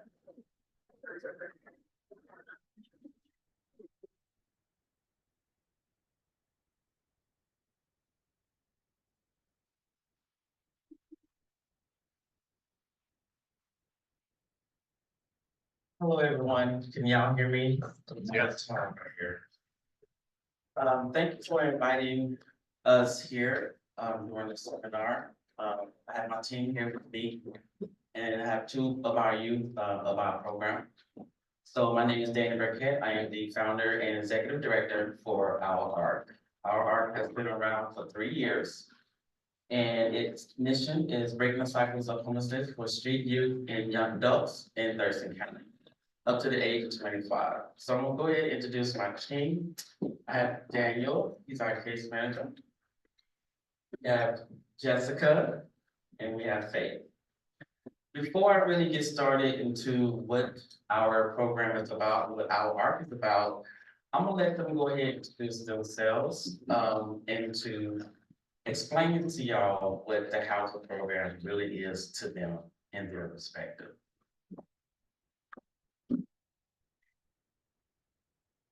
My name is Daniel, well, I feel like, so, I started this going on, a few weeks back, it's been probably about 3 or 4 weeks now, but I also have previous experience with, Danny before, and it's an opportunity, because like, for me, I remember what it's like being youth in Olympia, and being homeless in downtown Olympia, and hanging out, and acting cool, if there was an opportunity, 25, 30, even longer time ago, there was this opportunity for me and I could have done it.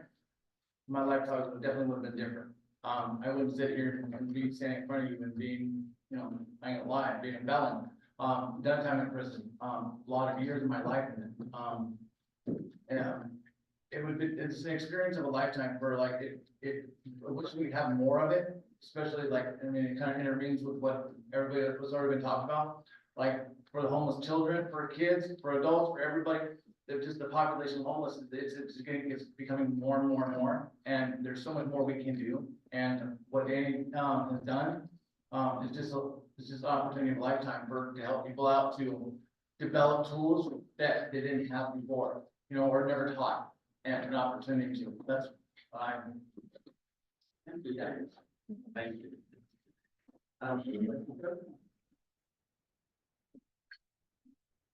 You guys hear me? Oh, yeah, I can hear myself. Okay, so my name is Jessica. I'm one of the youth and, I was sleeping in my car, and Danny came along and found me. And I feel like if Danny hadn't found me, I probably would have gone down, a wrong road.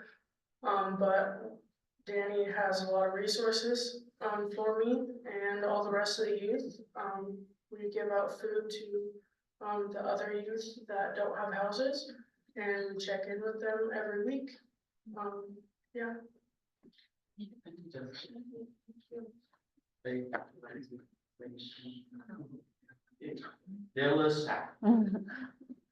I'm Faith. I have been in this program for about 2 months. I was also, living in a car, couch surfing, on the verge of not knowing where I was gonna go. So this has definitely helped me take steps.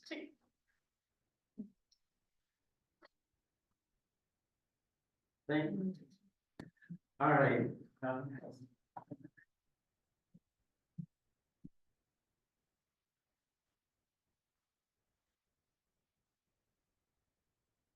Well, I have a few minutes to talk about our art. I am 17 years military. I come from the military, like duty, the army. And after I came out the military, I decided I was gonna take a vacation of a year, or just went that day, and just kind of volunteer. I never seen as many homeless people or homelessness, as I have in Washington State. When you're in the military, you really are not around that type of, community. So I had, volunteered with this national program. And that dealt with or service homeless street. I asked one of the kids, 'cause I couldn't believe we had youth on the street. He was 17 years old, and I asked him why was he on the streets, and he's told me his mom kicked him out because he's almost 18. My mind is blew. I'm like, this is impossible, this is not real. So what I did was, I continued to work with this nonprofit for 5 years. And it got me really deep into all the red tape, the bureaucracy and everything like that. And I also realized that there's no resources for our young people, 24, 25 and under. It was heartbreaking for me. So I've also realized and conducted street outreach extensively for 5 years that our young people need love. They need hugs. They need someone to give them admirations and encouragement, empowerment, teaching and mentoring, all those things. So I said, I'm gonna develop something where the red tape is nowhere near them or us. We're able to say, I love you, where they're able to be safe and fed, where I'm able to give them a hug because they need it. So our arc is here, and we are continuing to do that. When our art was formed, we was doing just street outreach. So we came upon some funding a year ago. And my vision was to have housing, tiny homes really, a youth tiny home. And before that, this is where the housing came into play. My team and I already realized that our kids need that parental touch, I'll say. The majority of the kids that's on the streets, they probably didn't have it. They didn't have someone to say, you're doing a great job. But it's always the opposite from their guardian, their parents, foster parents. So I said, okay, we're gonna create a house. We're gonna have a house parent in there, then we're a grown up, an adult, and we're gonna have shared living space. So right now at this moment, we have 2 houses and 2 apartments. Each house can hold 4 kids with a house parent. So with that, we're creating a family unit within the house. Yes, we all come together with meetings, rules, all those sorts of things within the house. When our young people are having some situations or issues, relationship problems, whatever the case is, they know that somebody's there. 9 o'clock at night, 3 o'clock in the morning, somebody's there. There's nothing like this in Thurston County of what I'm doing. And we have done so much miraculous things with our kids since doing this. The social parental approach is what we have. And we have an amazing team to do this thing. But our apartments, they're more for the independent young person. So even though they're there on their own, for 18 years old and above, for our housing, we still come through there and say, what you doing? Did you clean your room? Did you wash your clothes? Come on now. Because we use the parental approach. We keep it real with them. Don't sugarcoat nothing at all. They get mad sometimes, but we be like, get over it. We got things to do. That sort of thing. But we also say we love you still. And that's who our art really is. Well, that's who our art is, right? And there's so many kids out there that are needing it. Faith, Jessica didn't tell you, but she's in school. She's about to graduate high school. We also have 2 others, one more other that's about to graduate high school as well. And we also have one that's in 11th grade. They're all 18 and above. So having these kids that are in school and having a safe place. Jessica went from an elf in one of her classes to now she got a What is it? What grade is it? Alright. An A. Just in 2 months. She wasn't going to school, because no one was picking up her to go to school. She came to us and guess what? She got an A. So that's what we do. We're very proud of what we've done in our organization. And very proud of our kids, that they take their willingness to as well. And I'm proud of our team. Anyone have any questions for me? Yes. Where do you have the home? The homes are in Lacey, in the outskirts of Lacey, Olympia, you know that side, right there. So we try to keep the homes and apartments together. Yeah. Yes. I don't have a question, but I want to thank you for presenting the group chat today. And I also want to thank you all for coming here and sharing your perspectives. I know it's really hard and there's a lot of shame around this, but fuck those people because you're doing one of the like hardest things, and yeah, you're doing amazing work, and I'm really like glad to see and hopeful to see where this goes. Thank you, guys. Yes. I have a question. It really speaks to, we say, keeping the rules down. I mean, keep the way formal organizations in our society have a lot of rules. As you succeed, you get bigger. Yes. How are you keeping your right to keep your model, which is not going to match a lot of the stuff out there that funds? It's because of the parental part, et cetera, et cetera. I'm really with what you're doing, but I would see some roadblocks you'd have to fight. As far as funds, is that what you asked? Well, as far as beliefs about what's right in youth services. Yes, I've come across that many times, and I still am. I've been doing it for 3 years, and I have had a lot of pushback from other agencies that deal with young people. That's why I said we are a unique model. It's innovative, because we know it works. It works with our young people. I've seen kids die on the streets because no one was there. And I've seen the system and how it treats them. I've seen it. And I refuse to stand by and allow that to happen. We advocate for our kids, they advocate for themselves. Yes, it's something different, but I would do anything for our young people and for the team to make sure that they graduate high school, that they go get them a career, that they do have money in their pocket and have employment. I'm not gonna allow other people to stop them from what they wanna do in life. So yes, I do get a lot of that, and I still do, and I don't care because I feel as though this is my mission to do, and no one else's. Thank you. Absolutely. Well, how can we get more involved, or are there ways for community members to? Oh yeah, we having the 45 days and 45 nights coming out.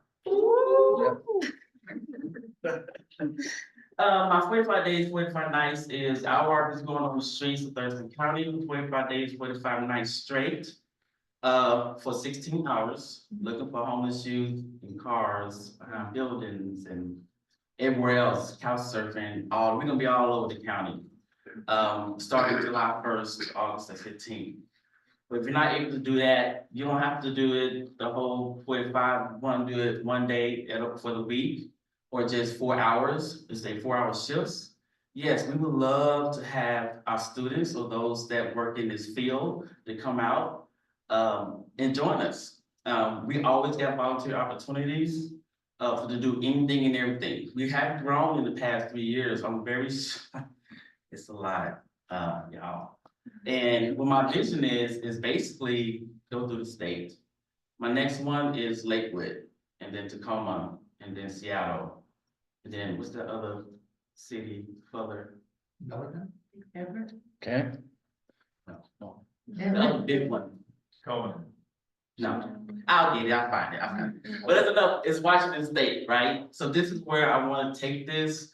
It is different, I know, and I'm okay with that. I like being there. I have a question over here. Yeah, I was just curious, other nonprofits or organizations that have helped lift you up, are there any in particular we should be aware of? And if there's others who haven't, just been lifting your service up, who should they contact?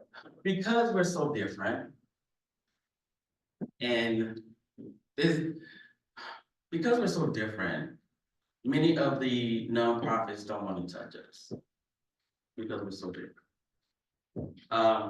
But there are, so over the years, we have had a couple of agencies and a couple other nonprofits, other small nonprofits, that have came towards us, to help us, to uplift us and things of that nature. So, but those that are really huge and big and out and under the federal government, federal grants and all that stuff, they don't want to touch it because they see it as a liability. Our kids are not a liability. I don't see it that way. They are our next, they are our children. Anyone else? All right. I think that's the minutes.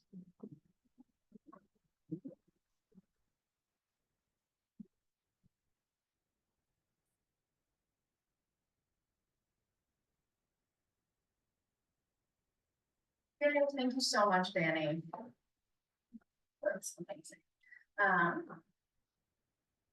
Just to go back to our agenda really quick to show y'all. Sorry, right there. Next up, we've got Jerry and Susan from the Thurston Housing Land Trust to give a presentation on the land trust model and cooperative housing. And then after that, we'll have a bio break. Unless, should we do it now or should we do it later? Is everyone okay? We okay? We're all okay. Okay. Yay. Susan and Jerry.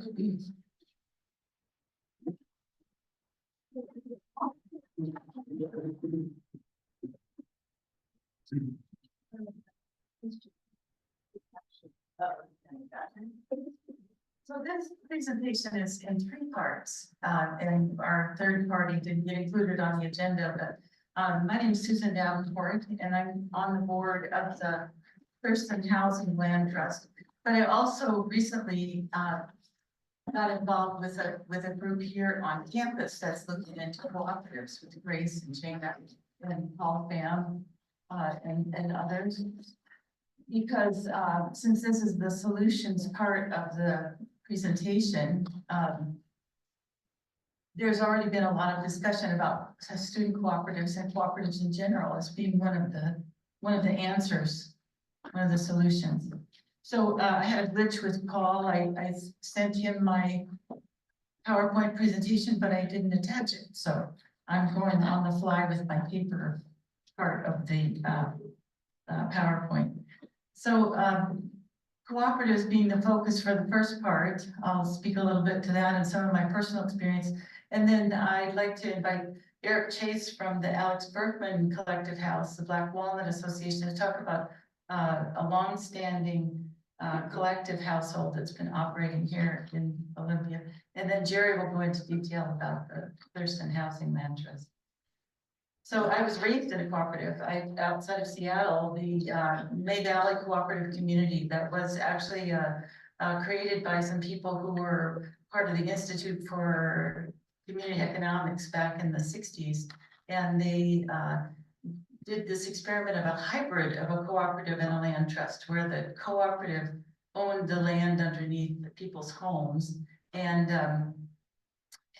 paid the taxes cooperatively, and then people owned their homes and held the deed to their homes. But the shared resources, shared cars, shared tools, that kind of thing, were all things that helped people reduce their costs in doing that in a cooperative fashion.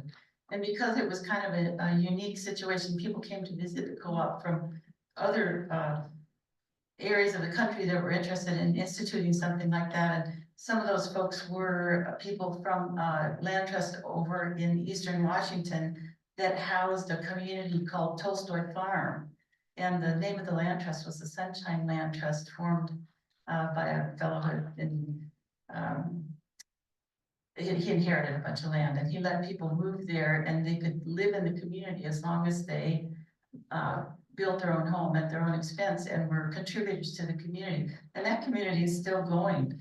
But in the 70s, 60s and 70s, people had to leave the farm because they couldn't have, they didn't have an income and they needed cash. So they go out and work in the agricultural harvest so that they could have cash for the year.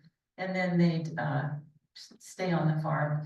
And through that, I did that itinerant farm work for 4 years of my teen years. I lived part-time at the farm and did the harvest time. So from that, I went into Seattle. I decided I didn't want to be a farm worker for the rest of my life. And I got a job with the Seattle Workers Brigade, which was a collective. It was an umbrella for several collectives. There was a mill and a cooperative community grains and a little bread company and a soup and salad restaurant that was in the Pike Place Market. And those folks had me delivering bread here to Olympia. So I liked Olympia and I thought, oh, maybe I'll go to college here. So I applied to Evergreen and ended up living here in the Alex Berkman Collective House. And with the people that I lived with then, we decided to buy our home and based it on the model of a land trust that was in Seattle called the Evergreen Land Trust. And we used the bylaws from the place where I grew up, May Valley Cooperating Community. And the reason I'm sharing all that is because my perspective is that cooperatives and community living and shared resources and pulling together with other people to create our own housing is a familiar and doable thing. It doesn't seem like a big, scary, impossible task because I've seen it happen and I've lived it. And I think what I'm building on from what Grace was sharing is it does take a lot of work and it takes a committed group of people doing concerted effort over a period of time. And when Grace throws out these, oh, we should do this, we should do this. Yeah, we should do these things. And I wanted to be a cheerleader for that. And also to say that concerted effort over a period of time is something that it could seem impossible given the information that Grace and Jana presented about how bad the situation is in our country, in the world, and in our area. But you have to remember when the household that I lived in bought the house, the interest rates were at 11%, and it was a recession. So it was still a very hard economic time. The housing prices were not as crazy as they are now, but they are. But there were a lot of challenges, and we just hung together and did the problem solving to overcome those things. And we chose to do that without government funding. We incorporated as a nonprofit, but we didn't seek to do governmental funding. We combed through our personal resources of our friends, of our family, of our own savings, and we pooled that for our down payment. And so for me, the DIY approach to being empowered and creating your own housing is one very viable alternative and strong way to work on this issue. And that isn't to say that the other more formal incorporating as a nonprofit and becoming a cooperative isn't also, I mean, that's probably the way that a cooperative housing program would grow and create much more housing. But I also don't want to lose sight of the fact that the DIY and pulling together as a group of committed people exerting concerted effort over a period of time is also a very viable way to go about this. So thinking about it in terms of solutions, the National Association of Student Cooperatives is a national organization that helps get these things up off the ground. They provide technical assistance for that. And that's one route to go here at Evergreen if people choose to do it. And this group that I'm sitting with and studying co-ops, I hope gets more energy involved with it, with people who can see that, you know, this is one of a very viable solution, and that there will be individuals that come forward and join this group doing the research to find the viable options of what co-op would work here. What kind of setting would it be? What type of housing would it be? And so the questions about what a co-op is, as described by the National Student Organization, is that it's a cooperative an autonomous association of people who join together to meet their common goals through a jointly owned and democratically controlled organization. There are co-ops in almost every sector of the economy: housing co-ops, worker co-ops, producer co-ops, healthcare co-ops, financial co-ops, and many more. And we have a food co-op, we have Orca Books now, we have Blue Heron that's become a co-op, and we have a caregiver co-op. And Jerry's pointed out to me there's a construction co-op. And we have another great resource, which is the Northwest Cooperative Development Center, that is a technical assistance organization for helping get co-ops off the ground. And they've formed support groups essentially for cooperatives to communicate amongst themselves and do skill sharing. And that's something to plug into if this group takes off as a task group to actually form a co-op. So the housing co-ops are a democratic, member-controlled, and member-owned entity that own or manage real estate. A primary advantage of housing co-ops is the pooling of members' resources so that their buying power is leveraged, thus lowering the cost per member in all aspects of home ownership. Another primary advantage of housing co-ops is long-term affordability, unlike the speculative housing market, which increases rent beyond population's ability to pay, which is proven over and over by your research. And most co-ops are formed under 7 cooperative principles: that it's voluntary open membership, there's democratic member control, 1 member, 1 vote, that each member has economic participation and shared resource, and that there's education and training for members in order to be competent members of the co-op, and that there's cooperation among cooperatives so that they're supporting each other on a national scale. And then it's meant to have concern for the community, so providing housing. And one of the things about taking on a project of making a co-op, of course, that's planting a tree that you may not sit under the shade. It's one of those long-term projects that you have to be looking ahead and say, maybe this will provide me housing, but certainly others can benefit from this. So it's for the benefit of the community. So like I said, I'm here to be a cheerleader for that. And I really want to hang in there with this group of people that are researching what the different options might be for Evergreen. And it's too bad the legislature didn't stay, because for Evergreen, I mean, probably if you choose to incorporate as a nonprofit and become a formal housing co-op, student co-op, you're going to have to work with the state legislature to have funding for the housing that's built, or land that might be donated by the college. That's all that long-term organizing that has to happen. So for me, co-ops and cooperative housing is a really viable option. And I'm not going to get into any of the legal structures and that kind of thing, because there are several different types of co-ops beyond just the student co-op and other housing cooperatives. But there are people out there who have the skills and expertise, and that's part of the job of a task group or this research group, is who are the people that are needed to do the functions that are needed to run a co-op, or to put it together initially and then to run it. So I think that's about all I wanted to say, and I'm sorry I didn't have fancy colorful graphics because I just the resources I'll have to see. I'm from the flip chart age. If I had the flip chart, I would write the resources. But the National Association of Student Cooperatives, our Thurston Housing Lands Trust, we hope to be an ally out in the community for any cooperative endeavor that's getting pulled together for affordable housing. And the Northwest Cooperative Development Center, that is a technical assistance organization.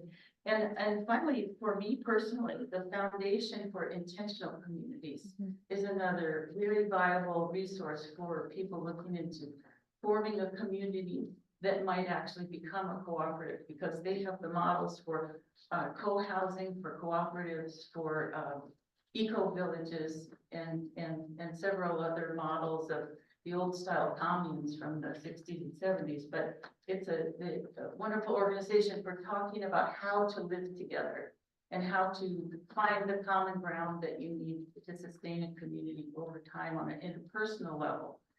So I like to talk about two separate parts of it. There's the social and interpersonal part of community, and then there's the technical part, which is all the infrastructure of the legal structures and that type of thing. So the socio-tech for community building.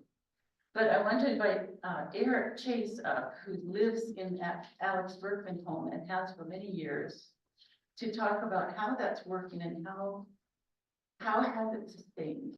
So come on up, and then when you're done, Jerry can just come on and go through his slides. Thank you.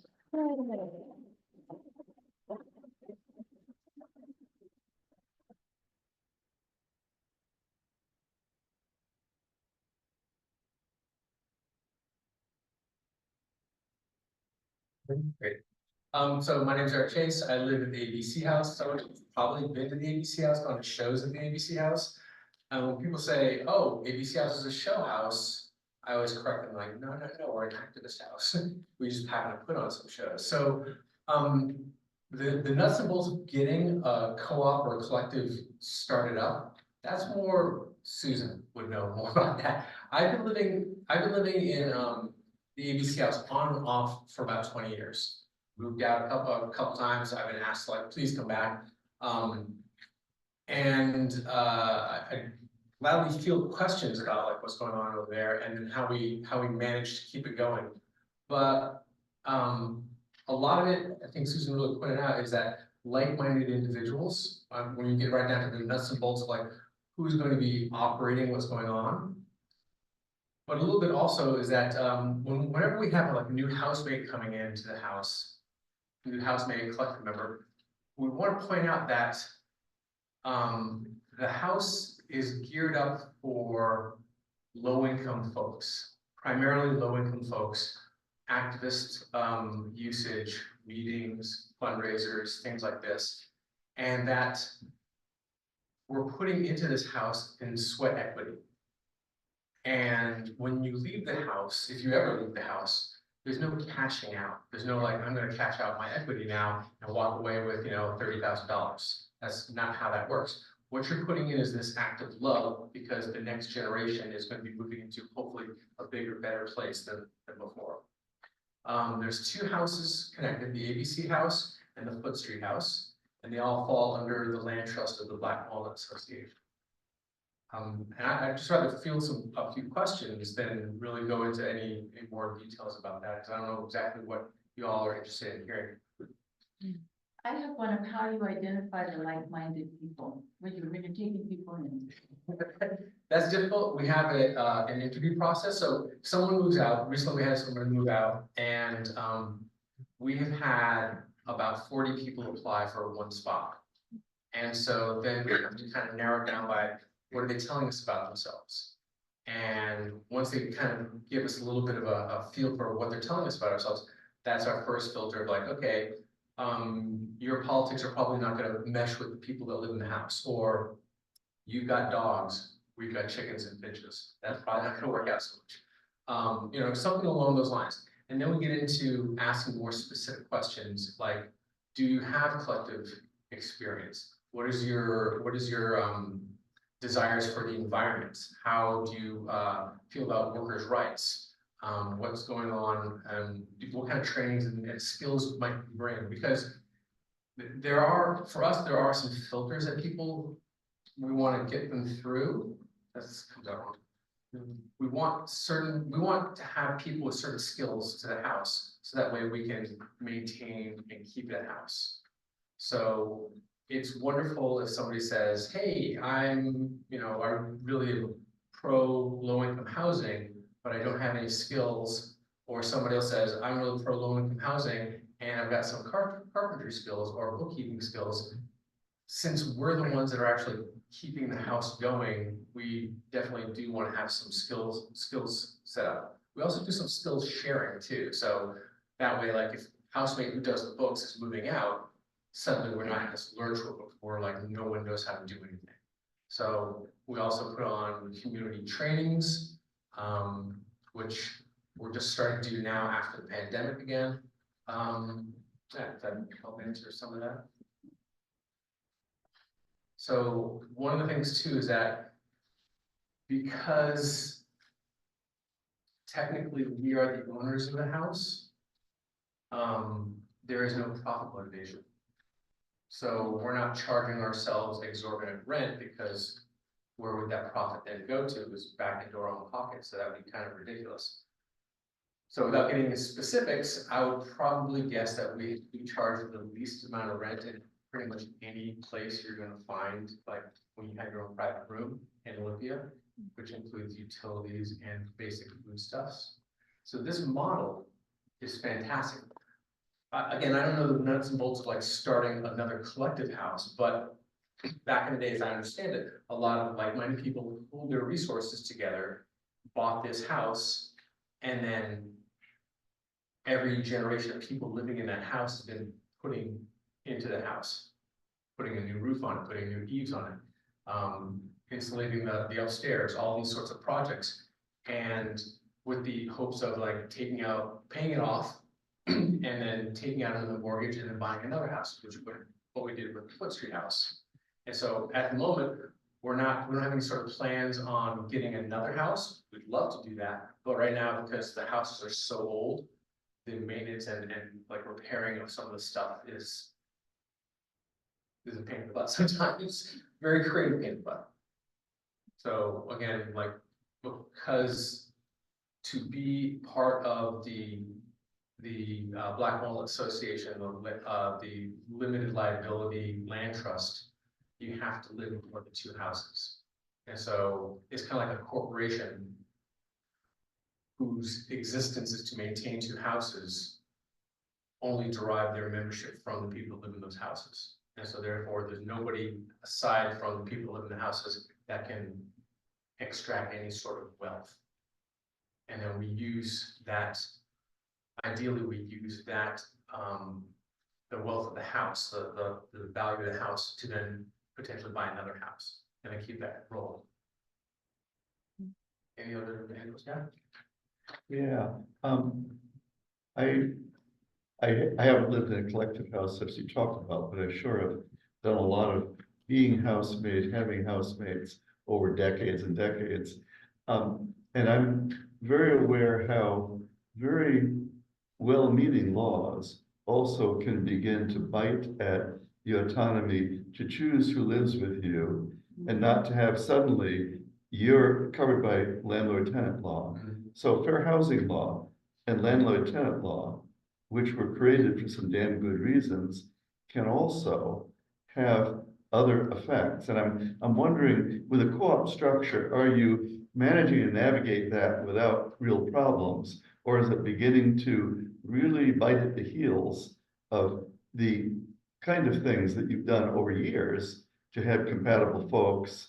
And when it's time for somebody to go, to figure out a way that happens. Yeah, so over the span of the 20 years that I've been directly involved or somewhat involved, it hasn't been a huge problem. There have been a couple instances in which there's really big personality conflicts. It's usually, you know, we usually have 6 to 7 people living in the house at any given point, and it's usually one person has pretty much pissed off the other 6 people. And so far, there has not ever been any sort of legal problems. There's never been any sort of issues where like where the protection laws, which again, as you point out, are super important, have played into anything. Whereas we've had any sort of legal issues. So it's been okay so far. and we're not. I think we're also wicked lucky. I have to admit, I think we're wicked lucky. I think that with our filter kind of with interview process, we're getting like-minded people. So even if things tend not to work out, it's not like there's a big problem with a fight or anything like that. You know, as far as I know, there's never been anything. I look back through some like the old notes from the 1990s and the 1980s. And in the old meeting notes, I sometimes see like, and half the house was out. I was like, oh geez, there was something that went on here. But as far as I know, it's never been like, yeah, we're taking you to court. So maybe we're just living under a really lucky star or something. And I hope you continue to. Thank you. Any other comments? Yeah, I just think it's so telling that 40 people are applying for one room and that there's such a need. And so it's inspiring. Whenever you look up like cooperative house on the internet, ABC House doesn't come up as far as I've seen. So it's interesting to hear about these places that I didn't quite know exist, especially with the pandemic. That's when I moved here, is when the pandemic happened. So I'm not. And I think a lot of Evergreen students too are unaware of the local, like if there are places like this that exist. So it's inspiring. And I was wondering if you're available to like share your interview process or share these resources or your experience with like a potential student housing cooperative. Absolutely, Okay, cool. absolutely. Yay. Yeah, there's several people that, I was the bad anarchist and I didn't let the other housemates know that I was coming to this because I've just been so busy. And then just today, like, I'm like, oh geez, I'm representing ABC House at this thing, sorry, add that on me. And everybody's piping in, they're like, oh, that sounds really interesting, let's give feedback. Cool. Yeah, I think there's a lot of interest in growing a network of community housing. Absolutely. And do you have like a way to be contacted or? I did bring, the only thing that I brought was a bunch of ABC House stickers, so I can like write our email on the back of them and. Okay, cool. Yes. What does it cost to move in? What's the monthly cost? And if you have people move out, like instead of monthly move out one, you have to pay a fee when you move out. No, there's no, I mean, I guess we can make up that rule, like, next house meeting, we go, hey, let's have a rule where when people move in, they have to pay a deposit, but we don't have any of that. And so here's the worst, best kept secret of ABC House. We're $650 a month.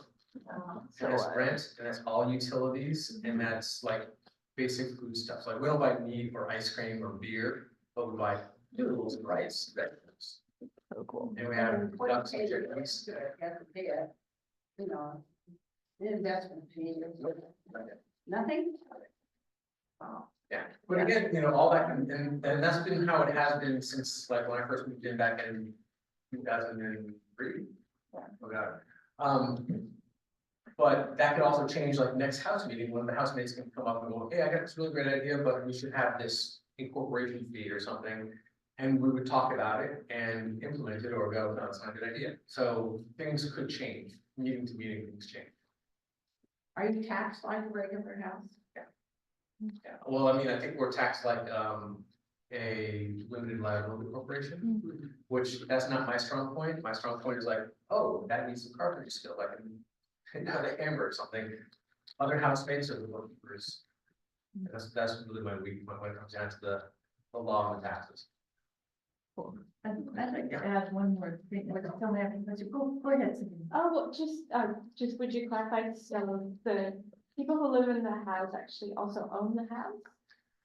Well, we don't own it as in like, I can leave it to my kids sort of thing. And we own it in the sense of my role is I'm the president of the Black Walnut Association, but that doesn't give me any more power than anybody else. So all the people in these two houses are part of the Black Walnut Association. The Black Walnut Association is a limited liability corporation that's a land trust. And so the corporation owns the house and we are the corporation. And then the $650 includes like paying for the property taxes on the house. Yeah, property taxes, insurance, and then maintenance fees. So we tend to like try to save up enough of that. So that way, when the roof needs to get replaced, we have money to do that, or if somebody's water heater goes out, which has happened, so. Which like most market landlords can't figure out how to do that. Yeah. Yeah. Yeah, or like, you have no more hot water, not too bad, I'll get to it. Yeah. But for us, it's like, we live there, so it's like, we Yeah. have to get right on. it. It's not like, call somebody, we call ourselves. Right.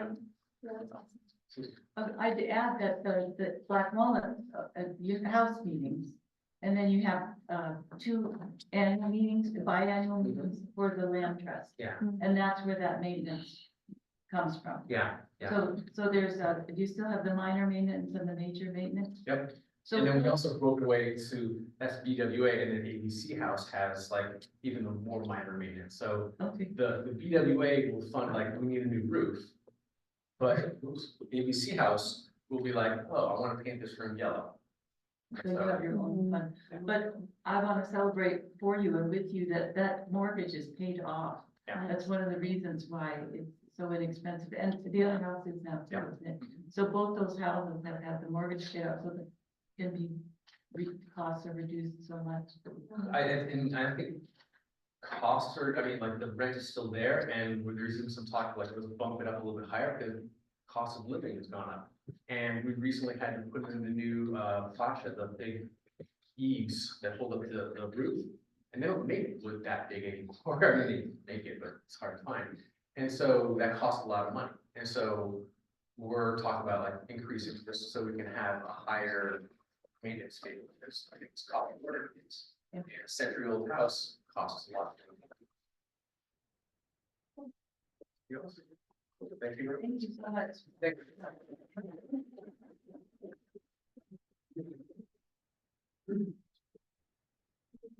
Hello, everybody. My name is Jerry Bustamante. I am the president of the board of Thurston House and Land Trust. It's a community land trust, and we have a video here. I'm gonna let, it's about 3 minutes, and I'll just go ahead and let it explain what a community land trust is.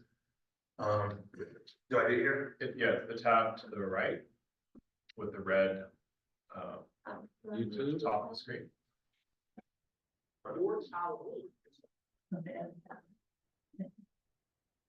Yes. that one.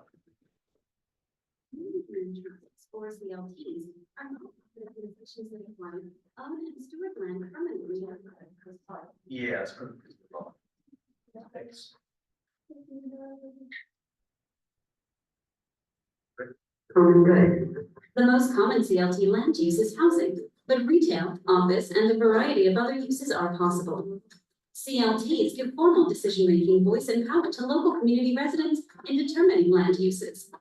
Here's how CLTs make home buying affordable for families in their communities.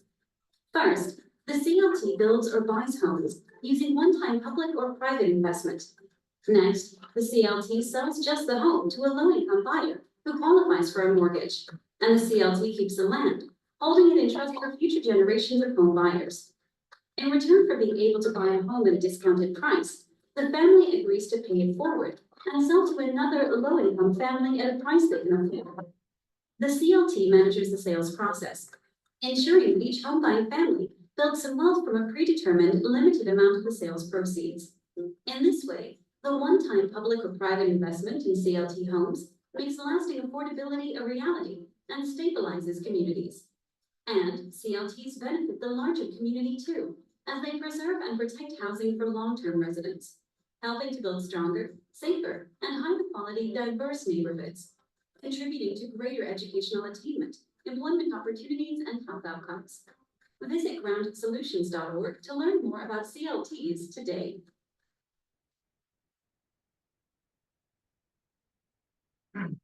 Okay, great. That was pretty short. So basically what a community land trust does is they own the land, and our mission, Thurston House and Land Trust's primary mission at the moment is permanently affordable home ownership.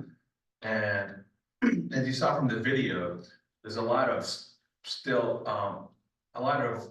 home ownership features that are involved. You still go out and get a mortgage, you have to be qualified, you have to have, to be able to afford that house, even though it's more affordable. You're gonna build equity. You're not gonna come away, when you sell your house in a conventional market, the appreciation of the home is astonishing. Here, you're going to get an appreciation, but it's not going to be like what you would find in the conventional market. It's designed to keep that home permanently affordable for the next household that will come along. And one of the strong points, and you saw that in the video of a community land trust, is we have there's one injection of subsidy that is designed to keep the home permanently affordable. So there's a restriction on the resale formula. And so down the road, it's not necessary for us to go out there and look for more money to keep that house affordable. There are big issues, of course, and it's more complex than that. It's very simple. I think Eric talked a little bit about older homes, and so that's one thing we have to talk about is, you know, a community land trust has a very good, strong stewardship characteristic. And so we believe in making sure that the homeowners are going to be, you know, and be able to stay in their house and it's gonna be livable. And Thurston Housing Land Trust will be designed to help that forward. Because a community land trust is composed of the homeowners, so the homeowners become members of the community land trust. 1/3 of our board should be comprised of these community land trust homeowners. And so they will have an influence on the direction of the nonprofit. And anyone can become a member. You can, if you're a member of the community and you want to be a member of Thurston Housing Land Trust, you're welcome to do that. You have an opportunity to help influence at the annual meeting.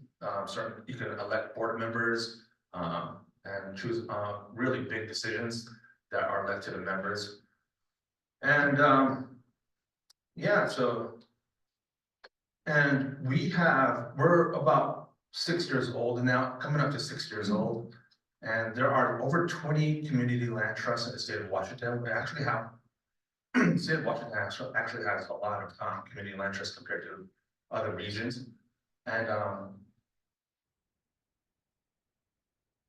so during the 6 years, we've been run mostly by volunteers on the board. And but we've achieved a lot. We now have someone working for us, and she's an amazing person. So staff is an important thing to have. We need more money for capacity. This is affordable housing is a big lift. And right now we have one homeowner, and they're in West Olympia. And we recently acquired 3 duplexes for 6 units. And so our idea there is to convert those duplexes into permanently affordable condominiums. And we've entertained the ideas of cooperatives. And we've been in conversation with Northwest Cooperative Development Center and how to do all of that. It's a big, there are a lot of institutional things that are missing to make a cooperative succeed, to make it easier, I should say. And my understanding is in the eastern part of the country, other parts of the country, there's a history of cooperatives, and so they have understanding of how it works. But here in Washington State, there's a challenge for financing. And but there is a community land trust called Lopez Community Land Trust off of Lopez Island, and their main focus is cooperatives. And so yeah, I think that does anybody have any questions?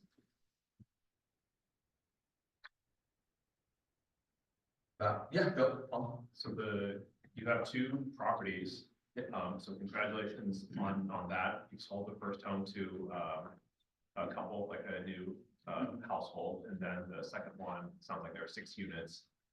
And what is your vision for moving forward? What would you like to continue this progress look like? Oh, so let me start with these duplexes. So obviously there's tenants there, right? And so we tell them there's a policy of non-displacement, so we don't want to kick them out, but we also and Grace had this on one of her slides from Copenhagen.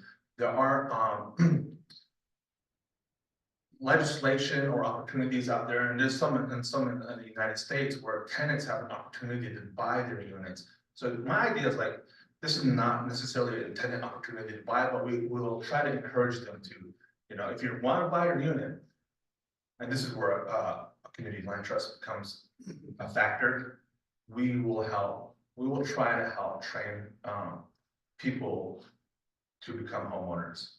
And so, yeah, that's my vision on that Daisy Street property. And we still have a lot to work on. Like I said, we're a working board, one of our things we might do here soon is come together to update our strategic vision. And part of that, and that's your question, right? Like, what do you envision? And so, there's a lot we can do, but, hopefully with the updated strategic vision, that will allow us to be more focused, so we don't have to waste energy. And it's a good thing to present to funders as well, that we have a plan. And, yeah, good. I'm also part of the same organization. So a couple things. One is, if the only money that we got at the front end was to pay for the land, that would not be enough subsidy for getting the price of buying a home affordable. So maybe many years ago, that was true. Reality now is we have to raise quite a bit more than that to meet our goal, which is affordability at least as low as 80% of area median income, but aiming lower. That's one thing. But in terms of the vision, just the kind of things in the existing strategic planning, what Jerry is saying is we have an awareness of a lot of things that would be good ways to go, but you have to make decisions year by year. So one of the things we definitely talked about is at some point, we want to be able to add housing supply, not just repurpose. That, one of the huge problems you found in your work is low housing supply. And that would still be true, even if we provided affordable ownership for some units. So we want to get to the point that we can collaborate with folks who can actually do development with builders and others, so that we can add capacity. I want to say that because I think we're all clear, we want to get there. Can we get there next year? No. And then many different models to go forward, and obviously partners that can do their own part of the lift, not just, hey, you guys, you're good guys, raise all the money for our project. So I just want to give you a flavor for it. We've talked about lots of options, but we need to get beyond just responding to opportunities. And we also have some, we're in a half dozen wills now for home with various reasonable conditions down the road, coming under our ownership. It's slow, but it starts making a difference. Yeah. I want to give a couple examples. I'm not holding us to it, Dan, but an example might be that we would partner with something like Habitat for Humanity, who does building, and we would have the trust own land underneath, which that's kind of a moot point now because they're going to do their own form of shared equity. So, but that in the past, that's been one example of partnering that we've talked about. And the other piece that I have a long-term hope and vision for is that the trust would support a cooperative by owning the land underneath the block so that the housing could be more affordable. And that would require the cooperative being an autonomous, separately organized nonprofit. So that we could possibly apply for grants for two different purposes, the trust to acquire land and a cooperative to have development money. So it could be many different configurations. So it's like the horizon is wide open with creativity and dedication to get things done. So that's a good point about, and I just want to maybe bring this up just to compare ourselves so you guys can get a good understanding of how we work. When you look at the most well-known homeownership nonprofit, Habitat for Humanity, they had they're traditionally they would build a home and it would be affordable to the first buyer, but then once they would resell the home, it would go into the conventional market and that affordability would be lost.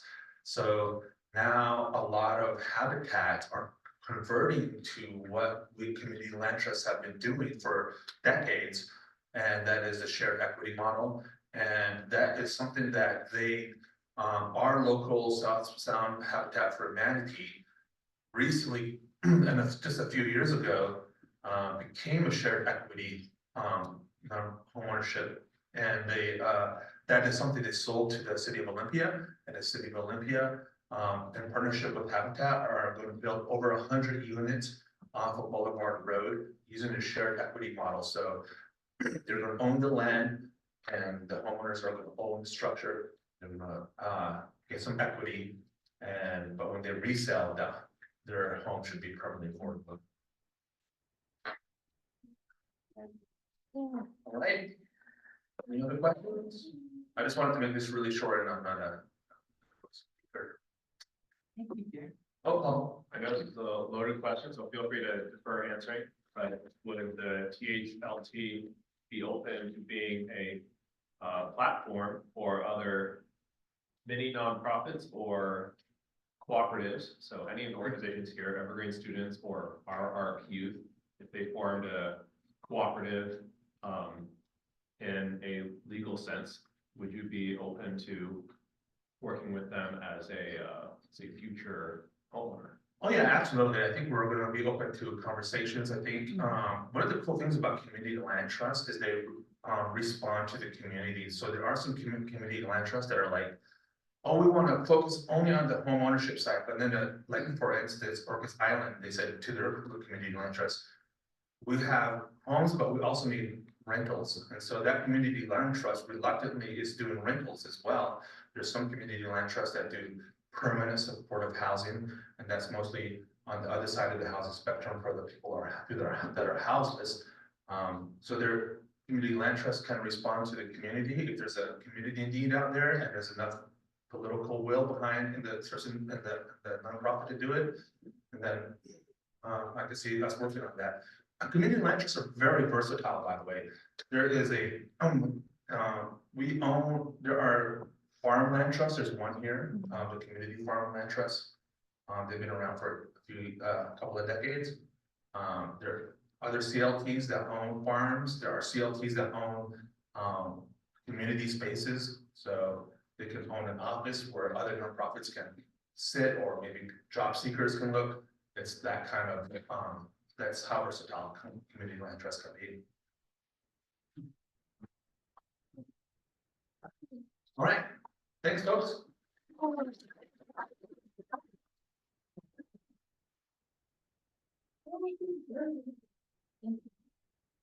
So, originally, we did plan to have, a bit of a debrief and, connecting workshop, that was going to be 45 minutes, but it is now 20 minutes.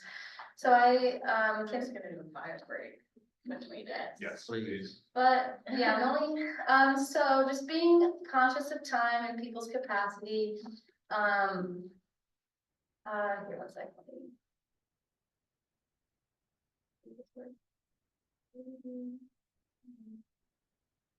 Okay, so this was the original plan for the workshop, but being conscious of time, I think instead what I would like to do is keeping us all together.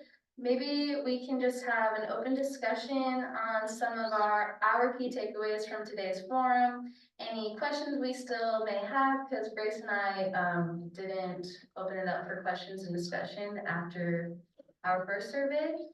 And we should verbally go over the recommendations. I think that, I don't know. Yeah, I just don't.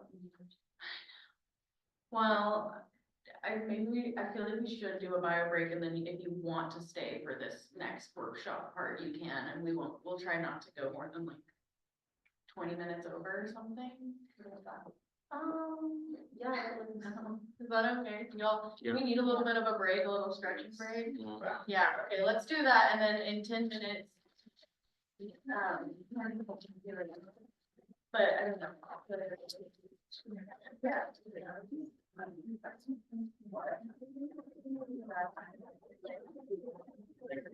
Yeah.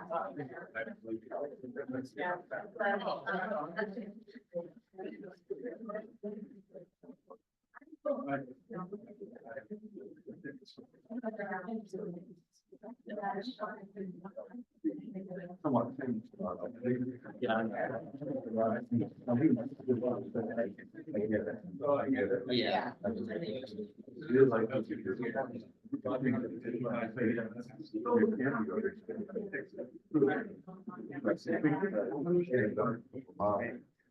Good for your. Yeah. Two really. And my. Thank you. Yeah.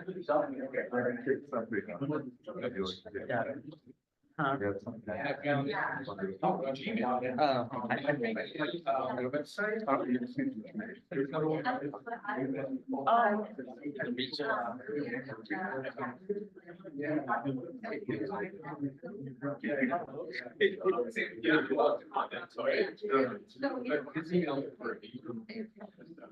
Instead of like, yeah. Yeah. I'm gonna figure out how to do it. Yeah. Yeah.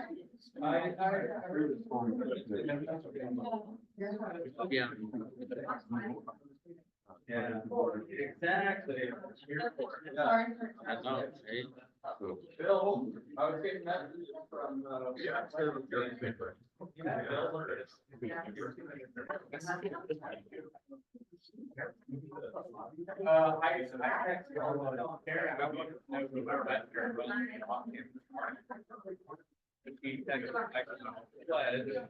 And got the name. Because I was curious what the issue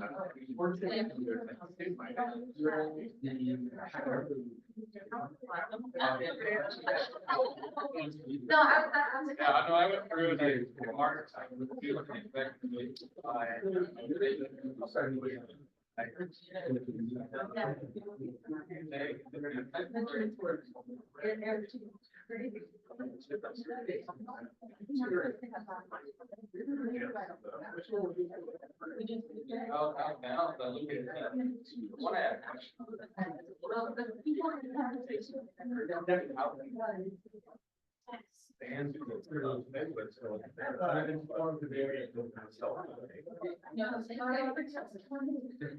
Thank you so much. Yeah.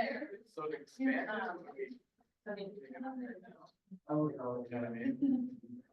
But for the future, is there an example way to get here? You know, I don't know. Yeah, thank you. Yeah. I think I was asked them this.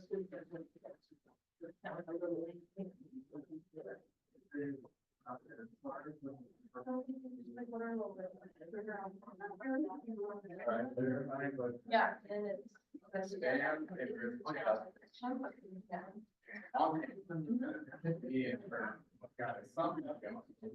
From what I heard, yeah, for now, now this one,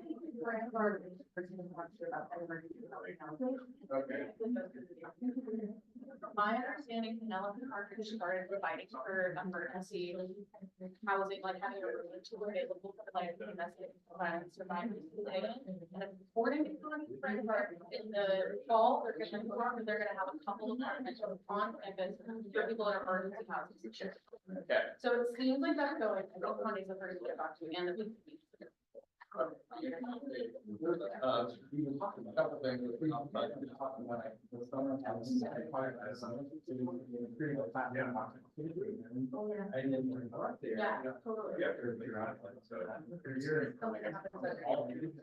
No, not all, there's limited amounts, so typically, I think like around 50 people can stay on campus housing, that's why it wasn't. And it was always just the rush, people didn't know how to do that, but then this year, it's like over there, who managed and Connie were in this, and it even Okay, that one I knew about. yeah, but if the problem is, and it's very helpful. We try to make money with it, so not like-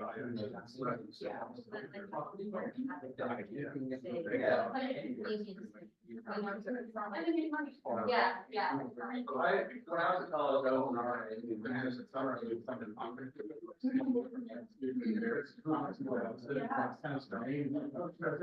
But often stop time, they moved into the space that were not already.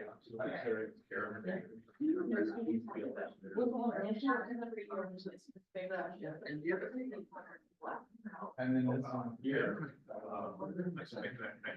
Oh, yeah. Yeah, it could be hard because our old house has. What do you understand? Our market.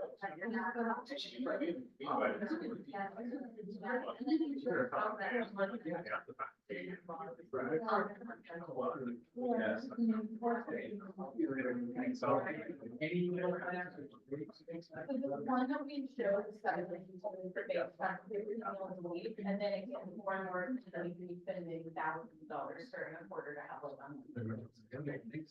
Yeah, but instead of like, maybe having these options for students to opt out, like especially if they don't. But It's a long way for. me too, yeah. It's better for, or their users, but you want to put on. And it's like, you know, it's like, oh, they're how can do that then makes sense to landlords. Yeah, there's another avenue.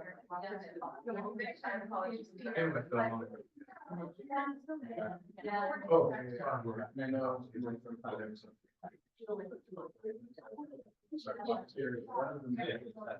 But I.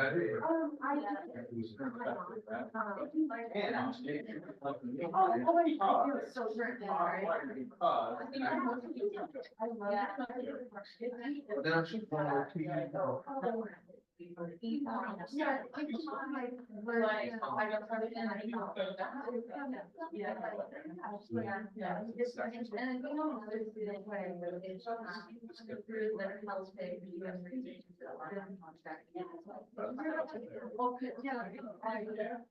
And so it's like unlimited options, so that like a diversity can yeah, we talk about like that. Yeah, I decided that.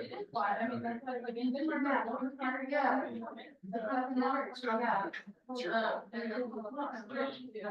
Which is good.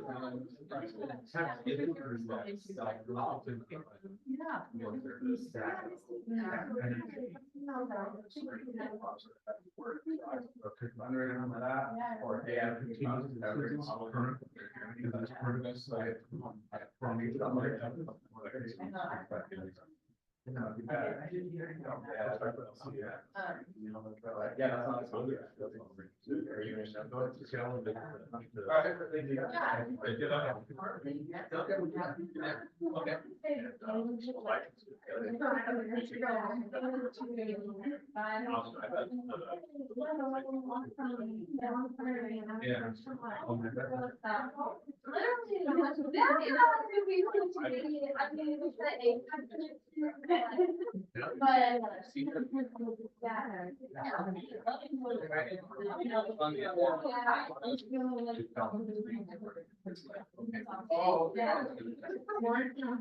Yeah, no, the way it's not changing.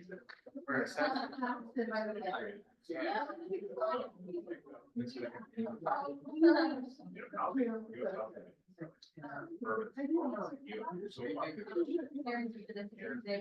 the student walkers.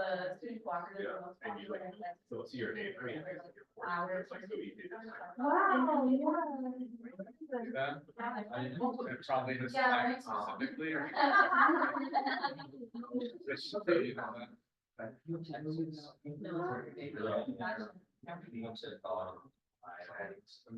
But no, yeah. Right, it could be hazardous or it could be well already eroding material. That people want to see. Oh, the real estate. No, it's again. The one that. Well, it's trendy and that's where stories of that. People are just buying them brand. Like, right, it's buying costs. City and child. Yeah. No, that's relatively. But it's Ay, ay, ay. hard not to get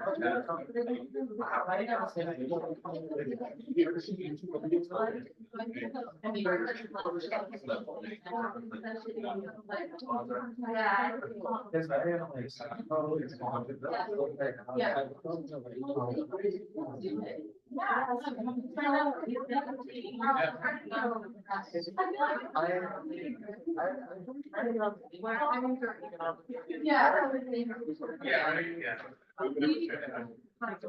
Do you wanna add, you know, so we have a big current, we're the. But we don't have that. You are, you know, that's how we have, both like activity.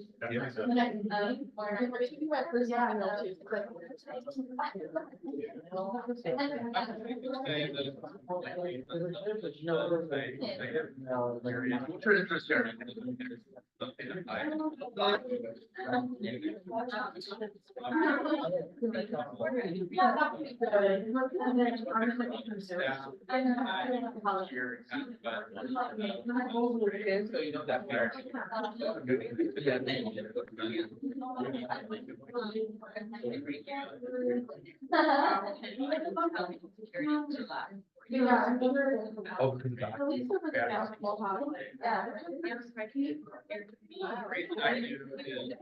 Jane, I came to and handed out.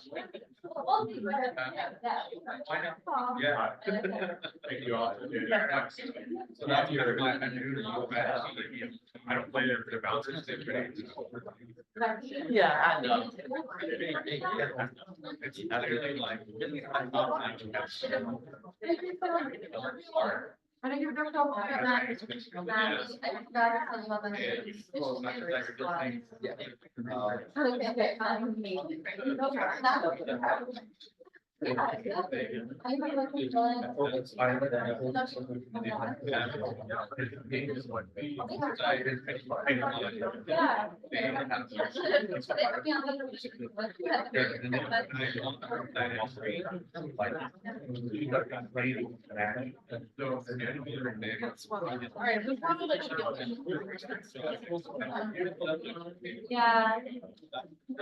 Yeah. Yeah, I was like the. Go back up there, they go, oh, it's kind of the same. But. You got one? Yeah, oh, this is something. Community one, and you said. Yeah, so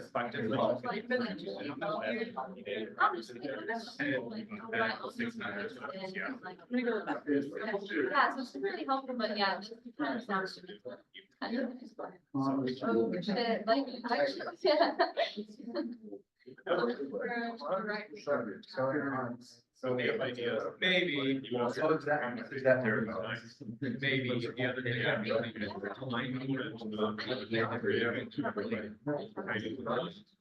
Yeah.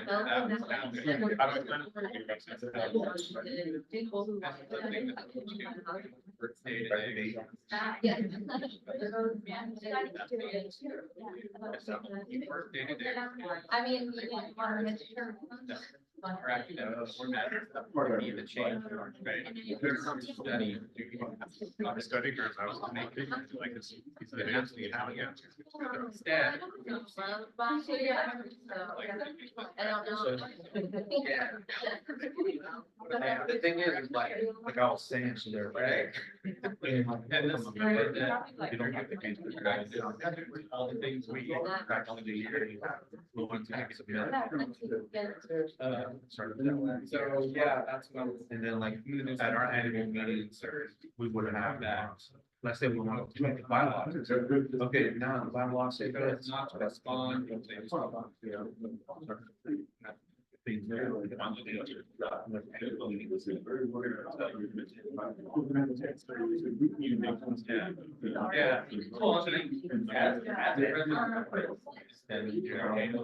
Yeah.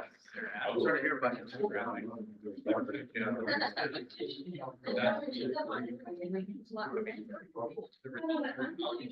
I know, I mean.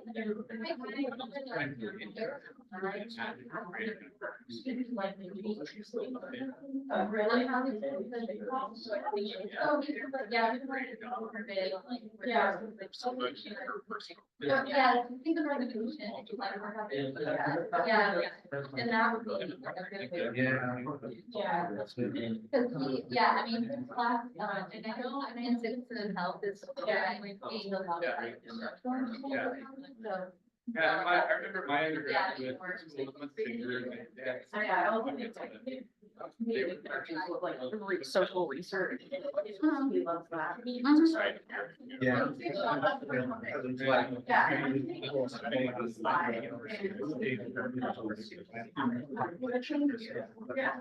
I think of that like it's a big thing, the management starts to live there. Why? I don't think. I mean, I see a fascinating topic. Just a quick announcement, y'all. I think maybe we're not gonna do this workshop. It was intended mostly for students and it looks like we're already networking. So, yay. Thank you all for coming out. Okay. Yeah.